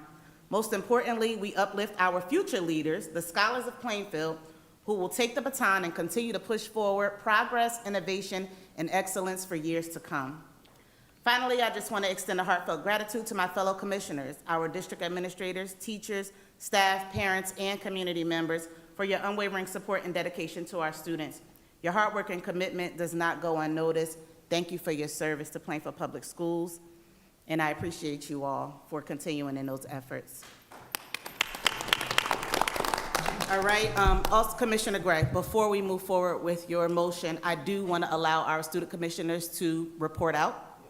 So, okay. So go ahead, ladies, whomever you want to go first, it's your time now.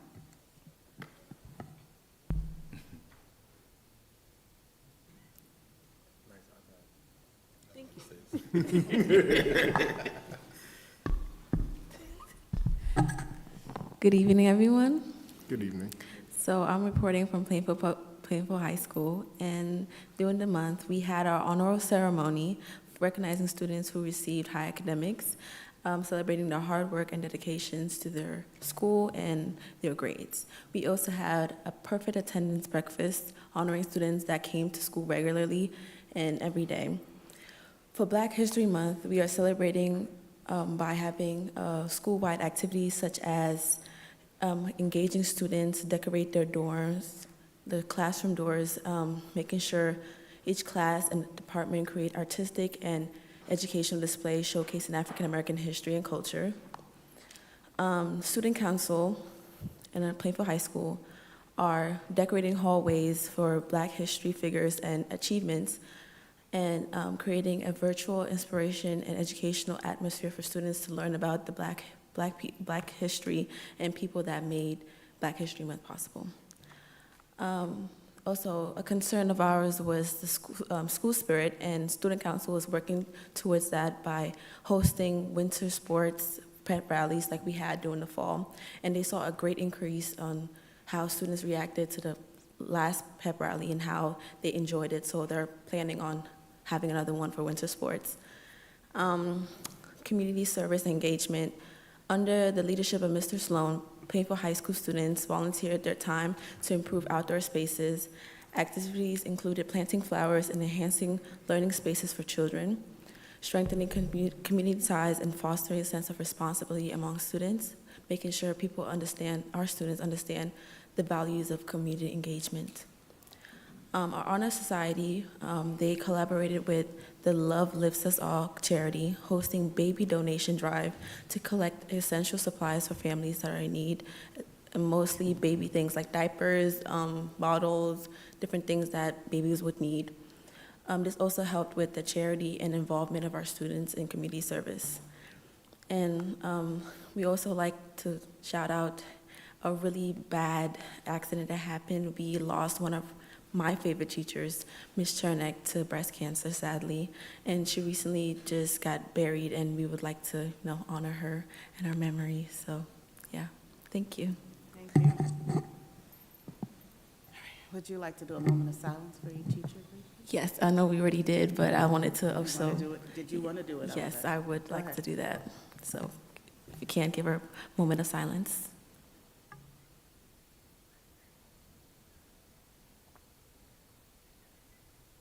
All right, thank you. You're welcome. Thank you. Hello, everyone. So, I don't have much, but this was last minute. I'm sorry.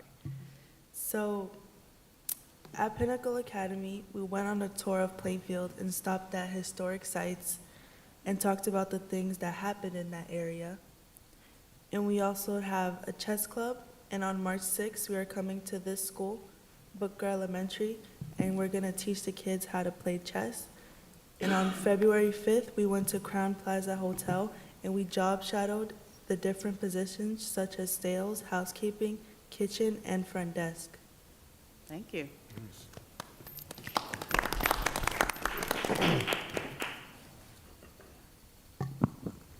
Good evening. Good evening. Good evening.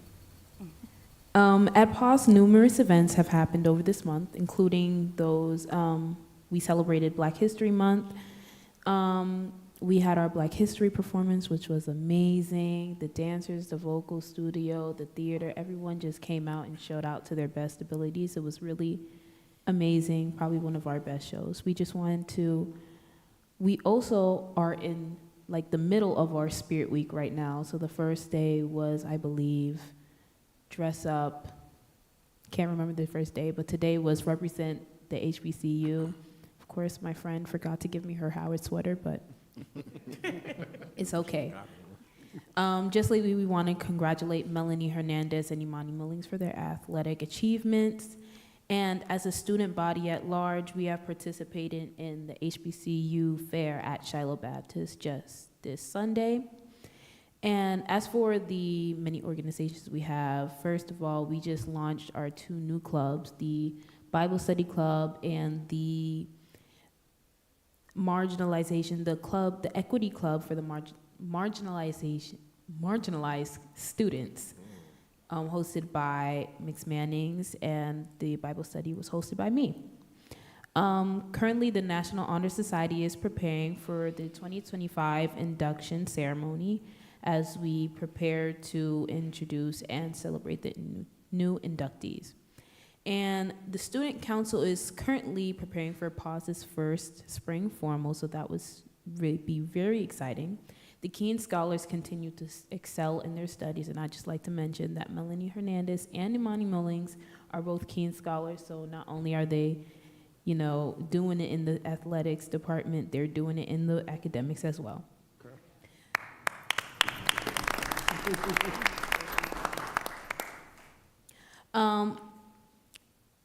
We still have a lot of projects in the work, but we still strive to do the best that we can. We also, as of lately, have been introducing a tutoring program, not only in PAWS, but in Jefferson as well. So basically, National Honor Society students have been volunteering to go to the lower grade students that have low reading levels and basically aid them, help them to build a relationship with them so that we can get them to that level. And there's also been some kids going over to Jefferson to help the other kids over at their school. And we also, I believe it's class of 2025 is doing a shoe drive, so we're just trying to give back to the community and help that everyone has all the supplies they need as they're finishing out winter and going into spring and all that stuff. And that's it from PAWS. Thank you. All right, Nick, You can cue up the highlight video now before we end. my remarks?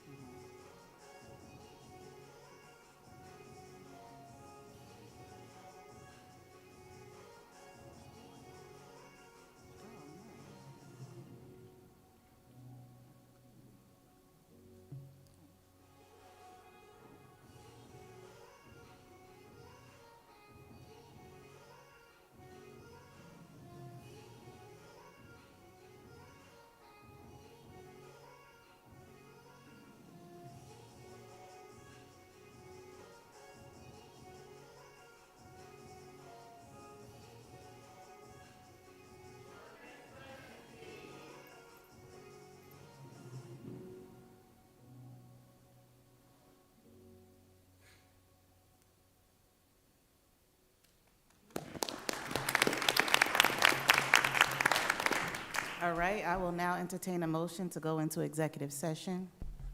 So move. Do we have a second? Second. It's been properly moved by Commissioner Vice President Webb and seconded by Commissioner Malone that the board now retire into executive session. You heard the motion. Are you ready for the question? There being none, all in favor? Aye. All opposed have the same right? Motion carried.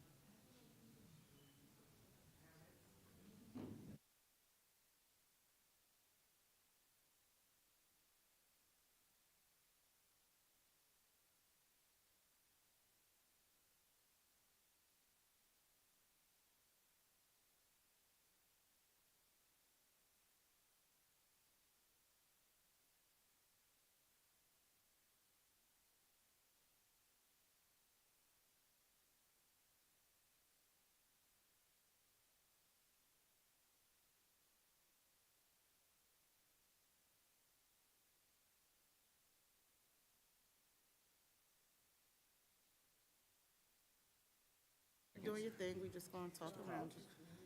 All right, I will entertain a motion now to resume public session. So moved. Second. It's been properly moved by Commissioner Andrews and seconded by Commissioner Malone that the board now resume public session. You heard the motion. Are you ready for the question? There being none, all in favor? Aye. All opposed have the same right. Motion carried. Madam President, if you will allow me, there are some walk-on items that need to be added to the agenda. If you just give me 2 more seconds, I'll tell you exactly what they are. All right. The first item is from the office. I'm sorry.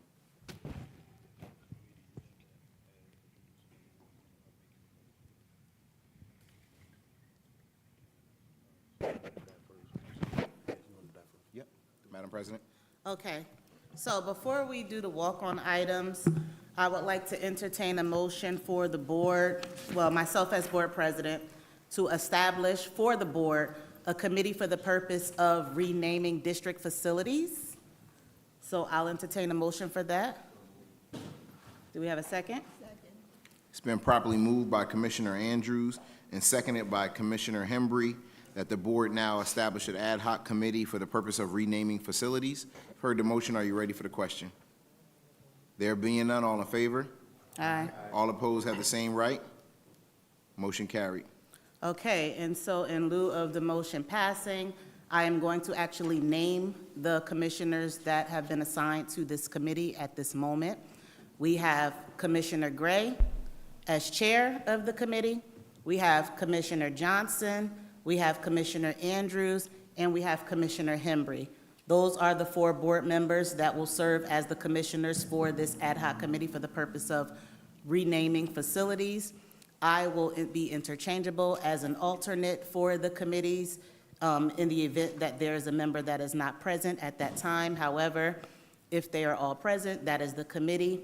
We will move forward establishing a schedule for committee meetings, and we will establish the criteria for which we will move forward and operate as a committee, and ensure that we inform the public, because this committee will include public involvement in consideration for the renaming of our facilities around the district. Thank you. Thank you, Madam President. In terms of the walk-on agenda items, the first resolution will be added to the Office of Instruction and Programming. It will be walk-on item listed as resolution number 4, and it is for Urban Aviators Group LLC partnership. The Urban Aviators Group LLC is committed to increasing diversity in aviation industry through the educational support of minority youth. The aviation educational program was designed to introduce students to various aspects of aviation and aerospace to further this goal. While all students are welcome and encouraged to participate, the program's focus is increasing diversity in the aviation industry. In support of obtaining the goals of the Plainfield Board of Education, the Plainfield Public Schools will partner with Urban Aviation LLC at a cost of $31,500 to include the following instructional materials: student coaching and hardware and software for the 24-25 school year, marketing materials, course materials, staff, 2 development flight simulators, hardware and software, 2 field trips to be determined at a later date, and be it resolved that the Plainfield Board of Education approves this payment at a cost not to exceed $31,500. The availability of this funds are verified and will be charged to account code 2270-200-339A quadruple 0. All right. The next items are all relative to the outstanding, well, most of them to the outstanding bids and RFPs to complete that process. The first one will be bid 2510. It's a walk-on item for grand pianos, and it will be under business operations as item 18. The advertisement was held for the bid. The bid opening was conducted. 2 respondents, Freehold Music Center and Sanders Pianos in Oceanport, both responded. The winning bid, the lowest responsible bid, was awarded to Freehold Music Center in Freehold, New Jersey, at a cost of $81,400. That will include a 6-foot 1-inch conservatory grand piano Yamaha brand, as well as a 7-foot conservatory grand piano Yamaha brand, and the removal of two of our current pianos that have gone past their useful life. The next item will be resolution number 19. This is for RFP 2509, Architectural Services. Whereas the Board of Education sought proposals for architectural services, all proposals were submitted and reviewed and evaluated. Now be it resolved that the Plainfield Board of Education hereby awards a contract for architectural services for DeCaro Rubino Architects for the 24-25 school year at a cost of $175 per hour on an as-needed basis. Further resolved that the Plainfield Board of Education hereby awards a contract to architectural services for Netta Architects for the 24-25 school year at a cost of $155 per hour on an as-needed basis. Whereas further resolved, the Plainfield Board of Education hereby awards the contract for architectural services to DMR Associates for the 24-25 school year at a cost of $195 per hour on an as-needed basis. The next item is for board governance training. There were 2 submissions, and the resolution shall read: the Plainfield Board of Education saw a proposal for board governance training, RFP 2511B. All proposals were submitted and reviewed and evaluated. The Plainfield Board of Education hereby awards a contract for board governance training for the services to HYA at a cost of $300 per hour on an as-needed basis for the 24-25 school year. Next up, RFP 2513 for grant writing services. Whereas the Board of Education sought proposals for grant writing services with RFP 2513, and all proposals were reviewed and evaluated. Now therefore be it resolved that the Plainfield Board of Education hereby awards a contract for grant writing services to Millennium Strategies for the 24-25 school year at a cost of $150 an hour on an as-needed basis. And that will be Resolution 1 under Business Operations, 21, excuse me.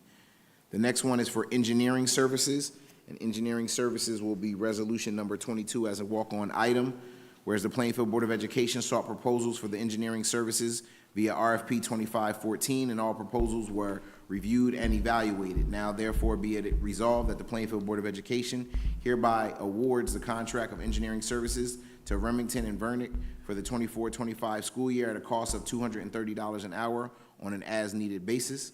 Further resolved that the Plainfield Board of Education hereby awards a contract for engineering services to Colliers Engineering and Design for the 24-25 school year at a cost of $210 per hour on an as-needed basis.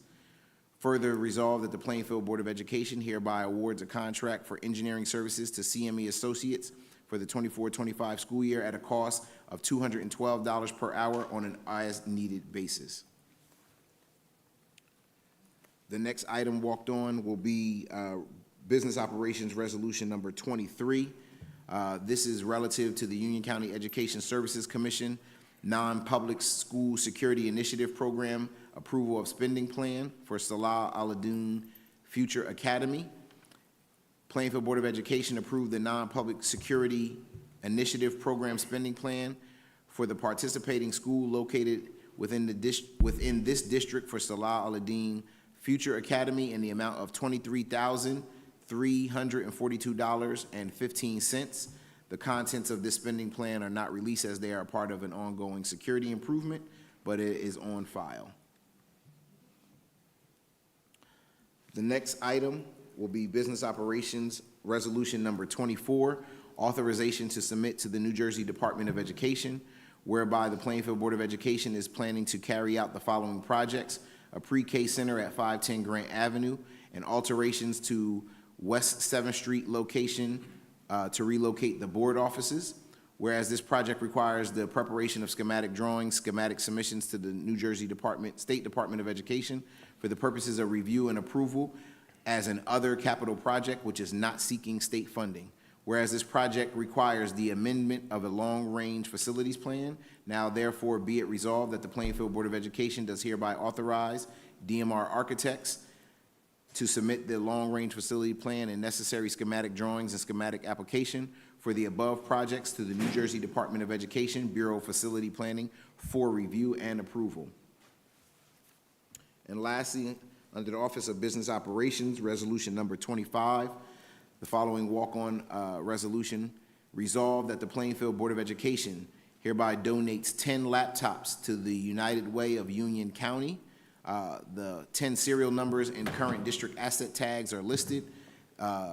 7 of them are Elite X 360 HPs, and the other 3 are ProBook X30 HPs. Madam President, that's all I have at this time. Thank you. I'll now entertain a motion to go into public comment. So moved. Vice President Webb, second. The motion has been properly moved by Commissioner Andrews and seconded by Commissioner Vice President Webb that the board now go into public comment. You heard the motion. Are you ready for the question? There being none, all in favor? Aye. All opposed have the same right? Motion carried. I will read the disclosure now.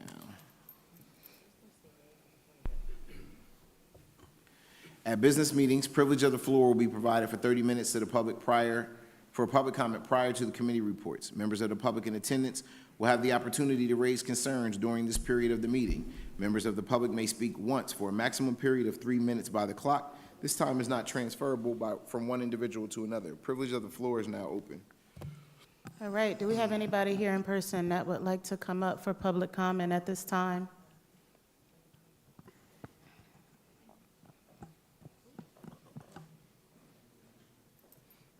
Good evening.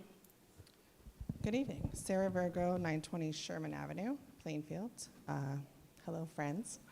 Hello. I want to first acknowledge Mr. Larry Ham, who was here earlier. He's the founder and president of the People's Organization for Progress. This is an organization that I believe in deeply and have belonged to for a very long time. Mr. Ham and I actually met at the Reparations Council meeting with Mayor Baraka quite a while ago. Unfortunately, he had a prior engagement and couldn't stay, but I'm filled with gratitude that he would once again join us in the great city of Plainfield. I'm grateful also that the board has decided to form a committee for renaming facilities. I actually came here this evening to discuss this topic, so when we're discussing renaming facilities, I'd really like for us to focus on renaming 2 of our schools that are currently named after Presidents Washington and Jefferson. I'm not here to offer a history lesson, of course, but I think the history associated with these individuals is the crux of the matter here. They're often celebrated, obviously, as founding fathers, but we must not ignore the realities of legacies. These legacies include the willful participation in the brutality of slavery and unimaginable atrocities committed against innocent people. Jefferson and Washington's legacy is rooted in forced labor. Why would we continue to glamorize figures who epitomize these injustices when we can celebrate those who embody the ideals we aspire to as a nation? Many of you participated in the last delegate assembly via Zoom, and you heard the comments on the microphone opposing our resolution to review all school names across New Jersey. But what you didn't hear were the wildly problematic and often racist comments being offered in the name of preserving American values. I'm very proud that my children attend schools within this district because I know that Plainfield values equity and inclusion, and because we're willing to have the conversations that are difficult, that confront the problematic aspects of our history. Plainfield is home to so many remarkable individuals whose contributions truly reflect our community's values. They represent resilience, progress, and the fight against injustice. By renaming these 2 schools, we can honor those who embody the ideals of equity and justice rather than perpetuate the names of those who participated in and benefited from oppression. Madam President, members of the board, once again, I'm grateful that we've enacted Policy 7116 and formed a committee to facilitate this discussion. This is an opportunity to allow the public to participate in a collaborative conversation to explore what's best for the district, and I appreciate you offering a platform for this dialogue. We have an opportunity to not erase history, but to redefine our legacy, and we have a responsibility to our students to continue to work towards a brighter future for all students in Plainfield. Thank you. Thank you. Thank you. All right, do we have anybody else in person that would like to come up and provide public comment?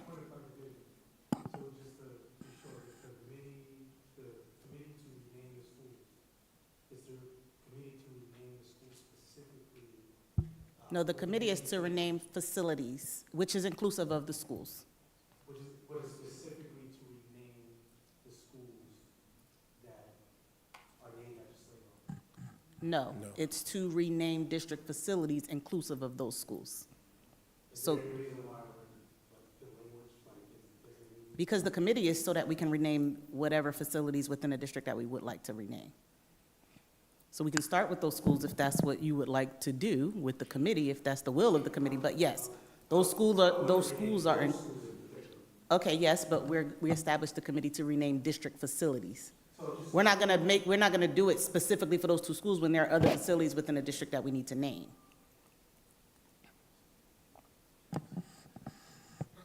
Oh, okay. Is it specifically related to looking at things like hallways and things of that nature? Everything that we discussed prior to coming out to the public. Okay. Yes. But I just want to be clear. Those schools will be included in the facilities that we rename. We understand. We understand. We understand. We understood it when you said it the first time, Commissioner Gray. We got it. Okay. We got it. We got it. Any facility within the district, inclusive of those schools. Okay. Good evening, everyone. Jackson Morgan, 920 Sherman Avenue, Plainfield. Good evening, everyone. My name is Jack, and I'm a 16-year-old student at PAS, which is located right next to Jefferson School. I want to thank you for forming a committee to rename our facilities, and I'd like to talk about why I believe that we need to rename Jefferson and Washington schools, specifically here in our district. In my family, my parents have made it a priority to teach us about history, even when that history is sometimes intense. Thomas Jefferson declared that all men are created equal in the Declaration of Independence, yet he owned over 600 enslaved people throughout his lifetime, relying on their labor for his plantation's economic success. Upon his death, Jefferson freed only a small number of his enslaved workers in his will, while most remained in bondage. Many of his own descendants acknowledge his contributions to the founding of the United States, but reject his memory being glamorized. Washington inherited slaves at the age of 11, but went on to own over 500 enslaved people at the peak of his wealth, using their labor to run his plantation at Mount Vernon. We're honoring figures like Thomas Jefferson, who, while a founding father, was also a slave-owning rapist who, with beliefs that contradict our current values of equality and justice. As students, it feels wrong to be associated with someone who would not allow us to live freely. Instead, we should honor inspirational figures like Plainfield's Willa Cofield, Supreme Court Justices Sonia Sotomayor and Ketanji Brown Jackson, NASA scientists Marianne Lee Johnson or late Senator John Lewis, people who truly represent the ideals of justice and empowerment. There was a Jefferson Elementary School in Seattle, Washington that was renamed Sally Hemings Elementary School, honoring the life of Sally Hemings, an enslaved woman who was forced to bear several of Jefferson's children. When students come to the mic, the board usually takes action, and we appreciate that. So I urge you to take action here and talk to us. I think that you find that many of us share these thoughts and strongly support a name change. So let's select names that reflect who we are and who we aspire to be. Thank you. Thank you. Do we have anybody else here in the public?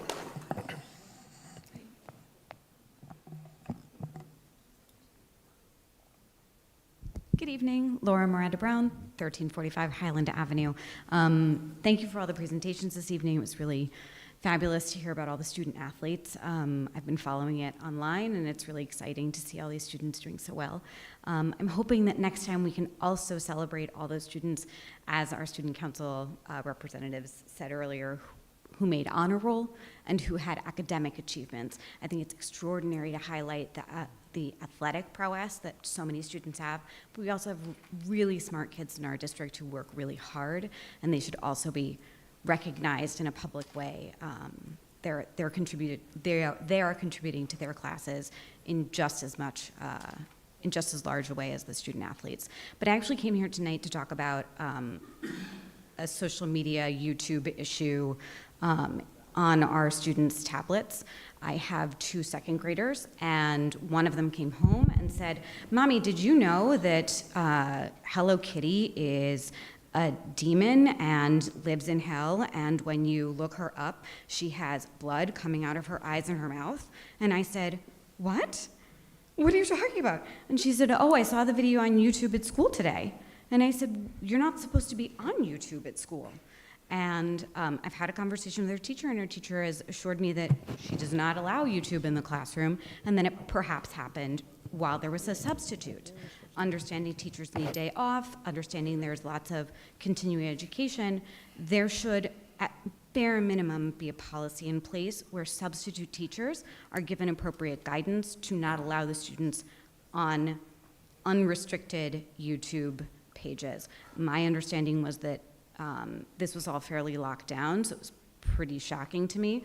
And I'm happy that they were only Googling or YouTubing Hello Kitty, because God forbid they looked for something else and got who knows what.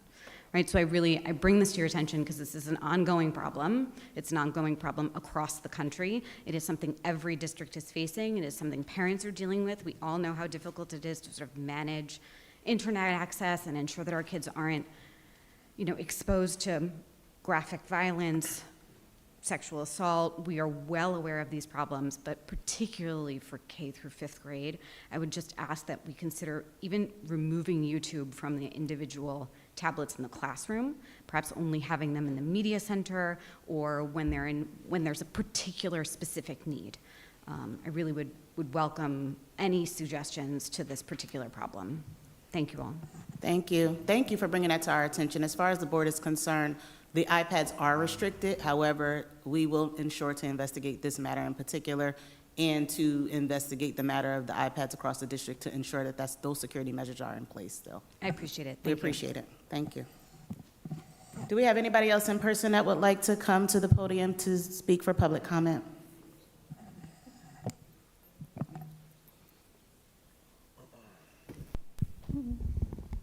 Hi, Catherine Balch, 1314 Highland Avenue. I came tonight and I was not expecting to see the presentation about the Apple Vision glasses, special vision glasses. It really concerns me that the district is considering buying these devices. I didn't see anything that he demonstrated that a student couldn't see on a video. There was no discussion about evidence that these devices are how they're used in other schools, if other schools have found them helpful. I mean, I just find it remarkable that I feel like we're being sold a bill of goods without the proper documentation. And maybe it's there, but he just didn't present it tonight. I don't know. But I find it very skeptical. I'm very skeptical of it. The other thing that I wanted to report on, much better news, is that the Lunchbooks program is expanding in terms of readers in the schools and books that we distribute in the classroom. So we've gone from one reader in one school to like 10. So volunteers in Plainfield and in neighboring communities, Westfield and Fanwood, are stepping up and asking to read to students in our schools. And so I wanted to report on that for you. I also think that the renaming of the schools is definitely something that you all are very good to consider. The history of our country is so complicated. And I think that there's so many more heroes in line to be recognized that it's well worth another look at who we can name our schools after. So thank you so much. Thank you. Thank you very much. Anybody else in public? Here, present in person, that would like to come up for public comment? Okay, Nick, do we have anybody online? Okay, you can go ahead and cue the first one up.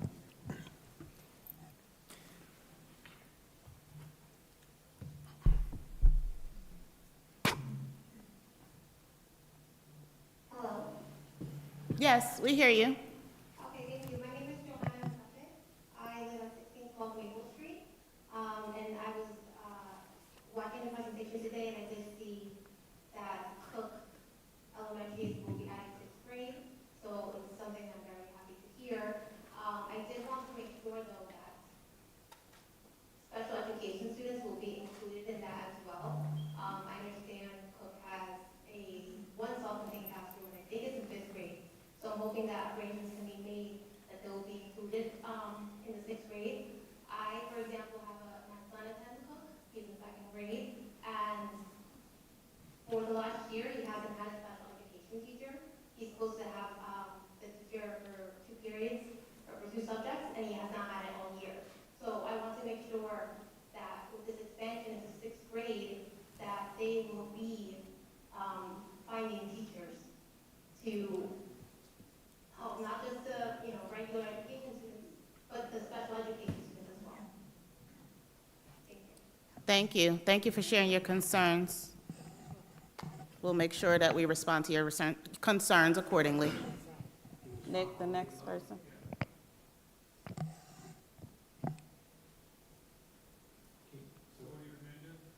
Okay.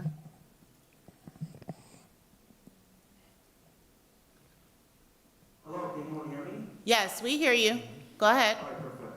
All right, perfect. Hello, folks. My name is Jordan Menendez. I'm from 123 Elm Street in Elizabeth, and I'm representing on behalf of the Democratic Socialists of America as a member. I want to acknowledge the great calls to rename the schools in your district, especially 2 of which were named after our founding fathers, who happened to be slave owners. And unfortunately, it is true. Yes, we have to acknowledge the true history of our country. Yes, we have to acknowledge that, yes, our nation was founded. Even though we take our independence, we also have to acknowledge the history of slavery here in the United States, especially given to our fact that the founding fathers has contributed to the horrifying effects of slavery through generations and generations across our country. And let me thank the welcoming people for announcing the serving committee. I do believe it is important that the school district needs to reflect to a new change that will rename the schools to something that will reflect the community very well. And it's very important that it must be done in a manner that respects the people at large, including the students and the faculty and everyone who lives there. I hope that there will be a way to rename it while acknowledging the history of our country.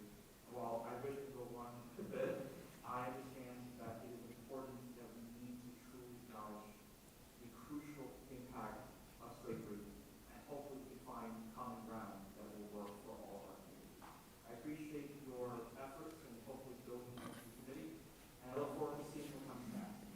I feel like my time. Thank you very much. Thank you very much. Next person, Nick.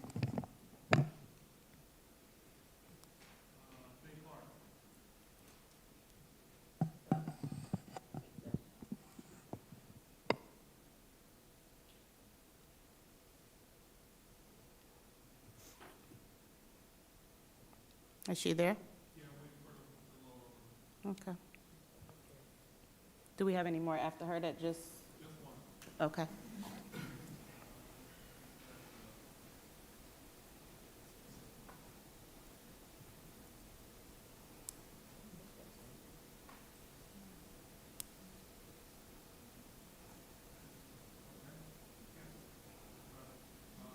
You want to go to the next one and see if she gets back on? Okay.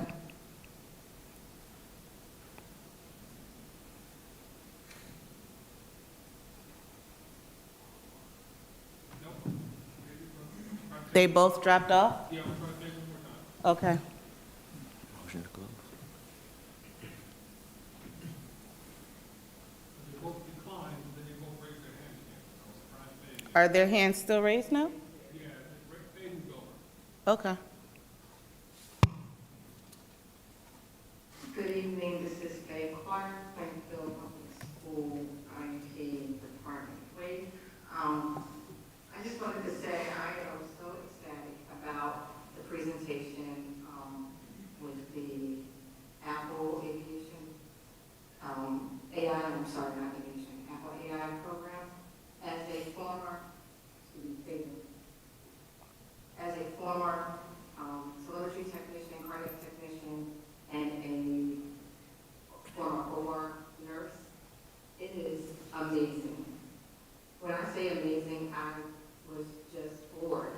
because cardiology is what I do and what I know.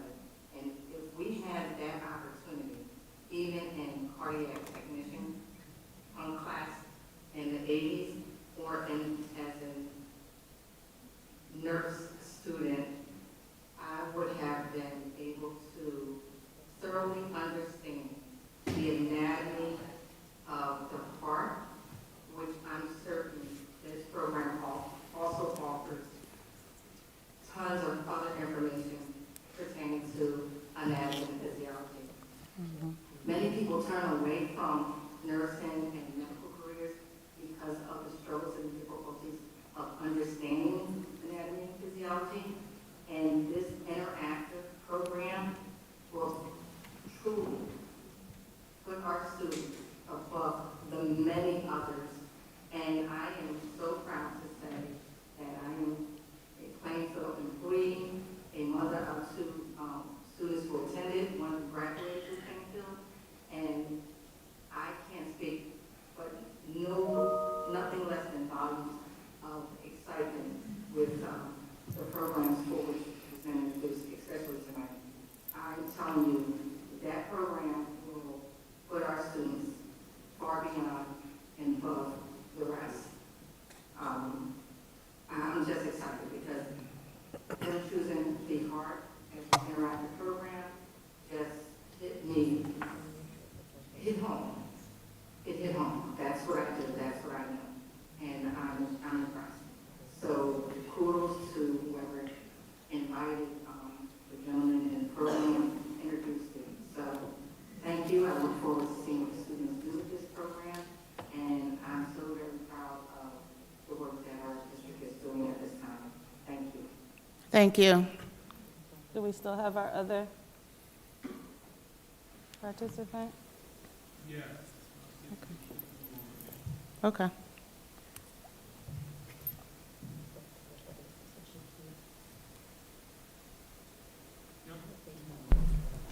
She's ready?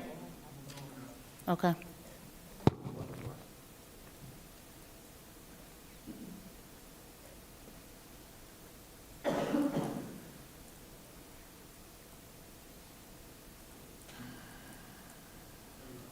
Hello? Yes, we hear you. Go ahead. Good evening, good evening. My name is Marius Feburary. I'm a parent to daughter close to Emerson. I live in the Netherwood neighborhood. I just wanted to comment, also had a question about the CTE programs. I guess I'll start with my question. First, I think that, these programs are so important, especially now, when I think that, the transition from high school to beyond young adult, in the young adult years is really challenging for young people.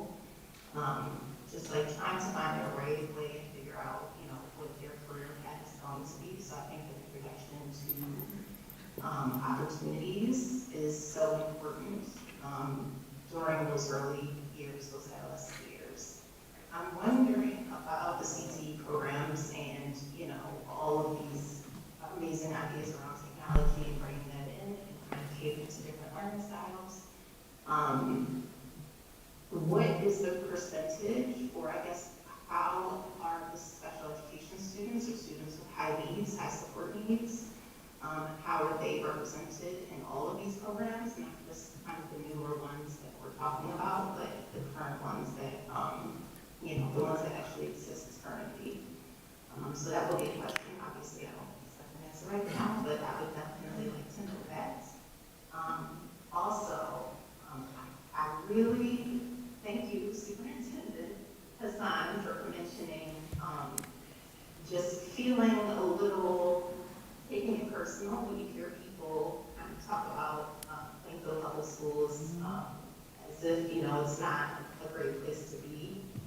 As someone who works in an industry that is heavily based on referrals and reputation, I think that, a lot of people see Plainfield as having this reputation because communication isn't great and getting the word out about what's happening in Plainfield schools hasn't been wonderful. I have plenty of friends and, I'm getting to know many neighbors with young families that are moving to Plainfield that only know the reputation of Plainfield and aren't hearing about a lot of these new things. So I would love to be able to tell them to come to a board meeting. The problem though is that public comment or being able to share concerns isn't open until the very end of the meeting. So that's really challenging for a lot of these parents, and it discourages them from being able to come and hear these presentations and to be able to give feedback. So I would hope that that's also something that's considered. Maybe moving public comment to earlier in the meeting, maybe at the beginning of the meeting or after presentations before the executive session. I hope that that's something that's considered in the near future. Thank you. Thank you very much. We'll ensure that you get some data regarding the information that you requested. We appreciate your comments. Is that all, Nick? All right, I'll entertain a motion now to close public comment. Oops.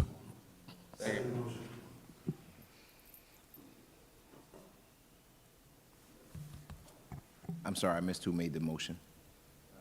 You made the motion?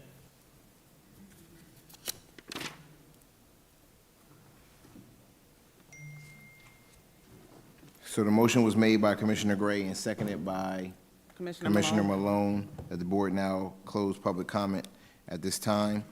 You heard the motion. Are you ready for the question? Yes. All in favor? Aye. All opposed have the same right. Motion carried.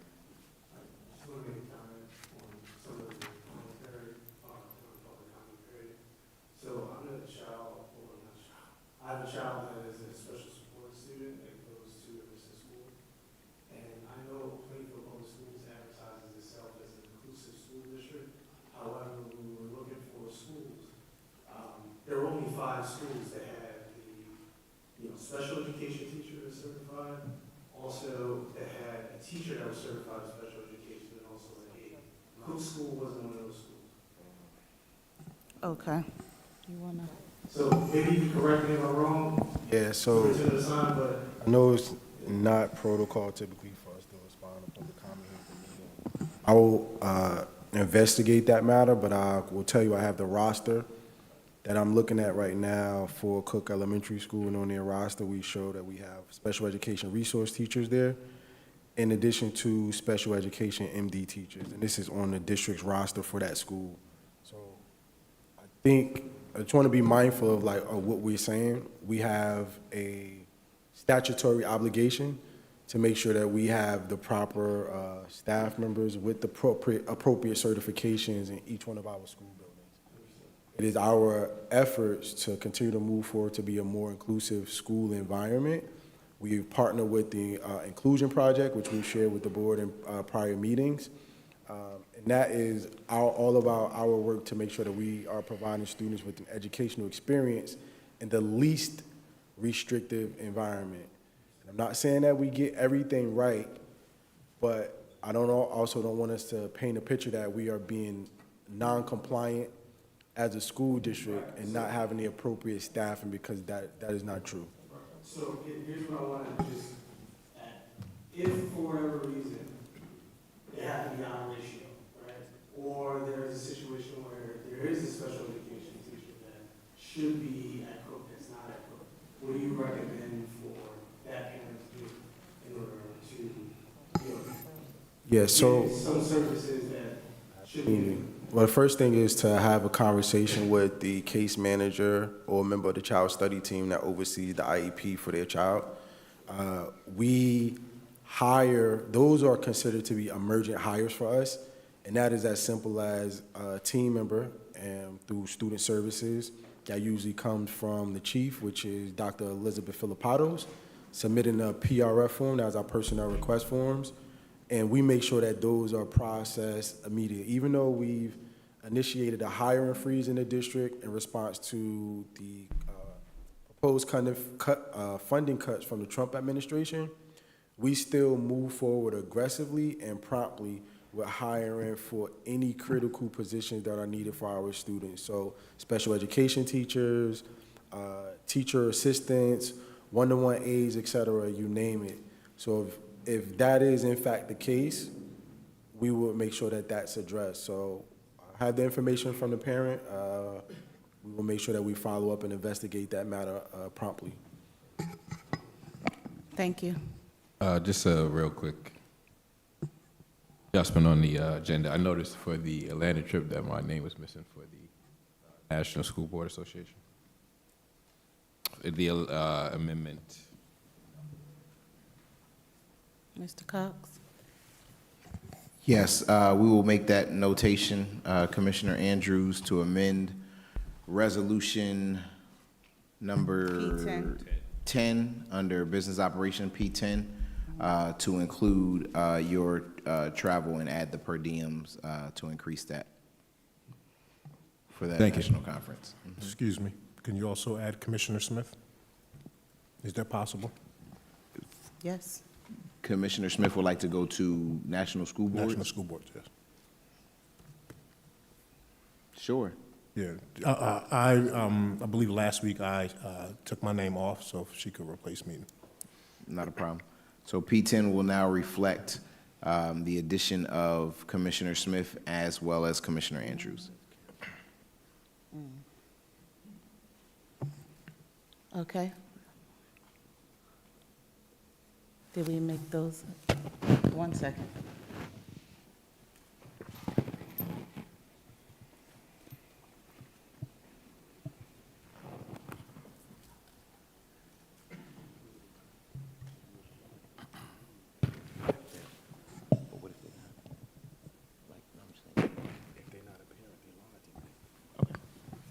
Gotcha. Yes. So with the POS enrollment, when a kid is in 8th grade and go to 9th grade, like, does the seats, they automatically stay in POS, or do we add more kids to the roster when they get to high school? We add more kids. Okay. We have open enrollment every year for every grade level up to 10. Okay. Special circumstances for 11 and 12, depending on if we have seats in the program. Perfect. Because I just thought back to 2018 when a parent said to me, like, I guess when the open enrollment started, he had said he already sent his money into a Catholic school. It was like after the fact, and then he couldn't get the money back. I'm not saying change anything. I'm just, because I'm competitive. So if it's a kid and he was like, my hands were tied, I couldn't even consider POS, so he sent them to Union Catholic. And Commissioner Johnson, since then, I know for a fact, since I've been on the board, that the process for enrollment for POS has been streamlined to make sure that People the know, process yeah. from the beginning to the end is time sensitive to those particular. Okay, 'cause like I said, it was just something from last time I was on the board, and I just thought about it when we mentioned it.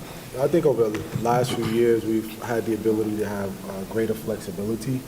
We've also realized, POS is our flagship school, so when we talk about strategies to bring families back to the district, that can't be off the table, right? And we've received some phone calls with parents who moved in from New York City, after the school year's already started, but their children were wanted to be involved in performing arts, et cetera. And we work with them to make sure that we can make those accommodations if they fit the criteria, et cetera. Thank you. You're welcome. Okay, if we don't have any more questions or comments from the board, I'll entertain a motion now for consent agenda. Motion to move a consent agenda. Second. It's been properly moved by Commissioner Andrews and seconded by Commissioner Vice President Webb to move the agenda as a consent agenda.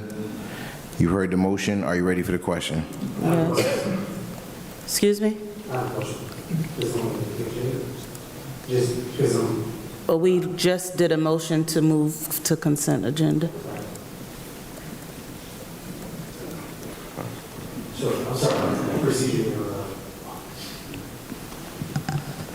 All in favor? Aye. All opposed have the same right? Motion carried. Okay, Mr. Cox, before we move forward with the vote, I just want to make sure that all Bills list commissioners and are vote on themselves for travel. recused from the bills list and travel. Yes, thank Yep. you very much. For the items that apply directly to them. Yes.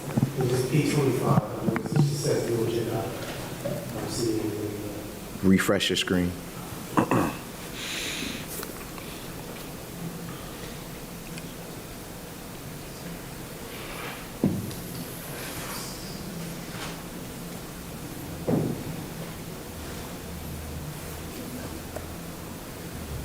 says donation walk-on now. Do you see it?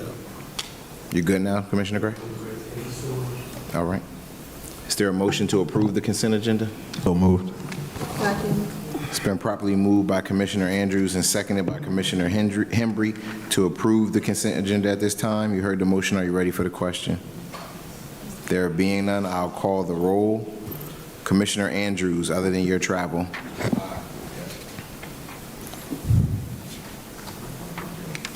Commissioner Hembry. Yes. Commissioner Gray. So I'm abstaining from N4. Say that again. Abstain from which one? Abstaining from N4 Mm-hmm. and recusing myself from all travel, of course. Mm-hmm. Abstain from P13, and then also I am a no for. Oh no, that's it. That is all. So I just want to clarify or make clear. Your own travel understood. The abstention was for M4 and P13?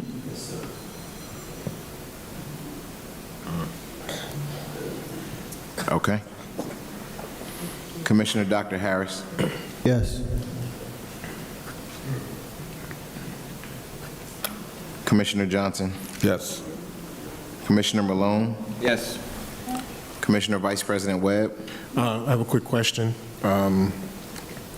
Regarding the vehicles P6, any explanation on the vehicle purchases?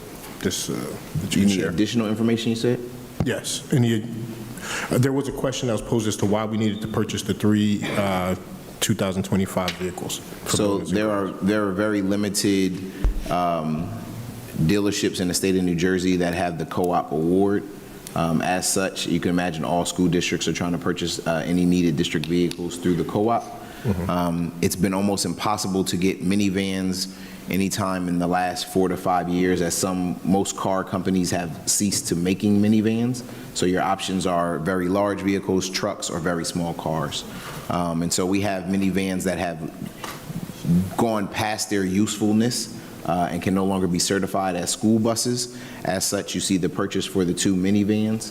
And then we have an aging Wrangler in facilities and grounds that we're trying to equate for, not band-aiding it to keep it on the road, so that we can go ahead and purchase that order now. Make that order now so that when the vehicles come in, we have them for efficient use.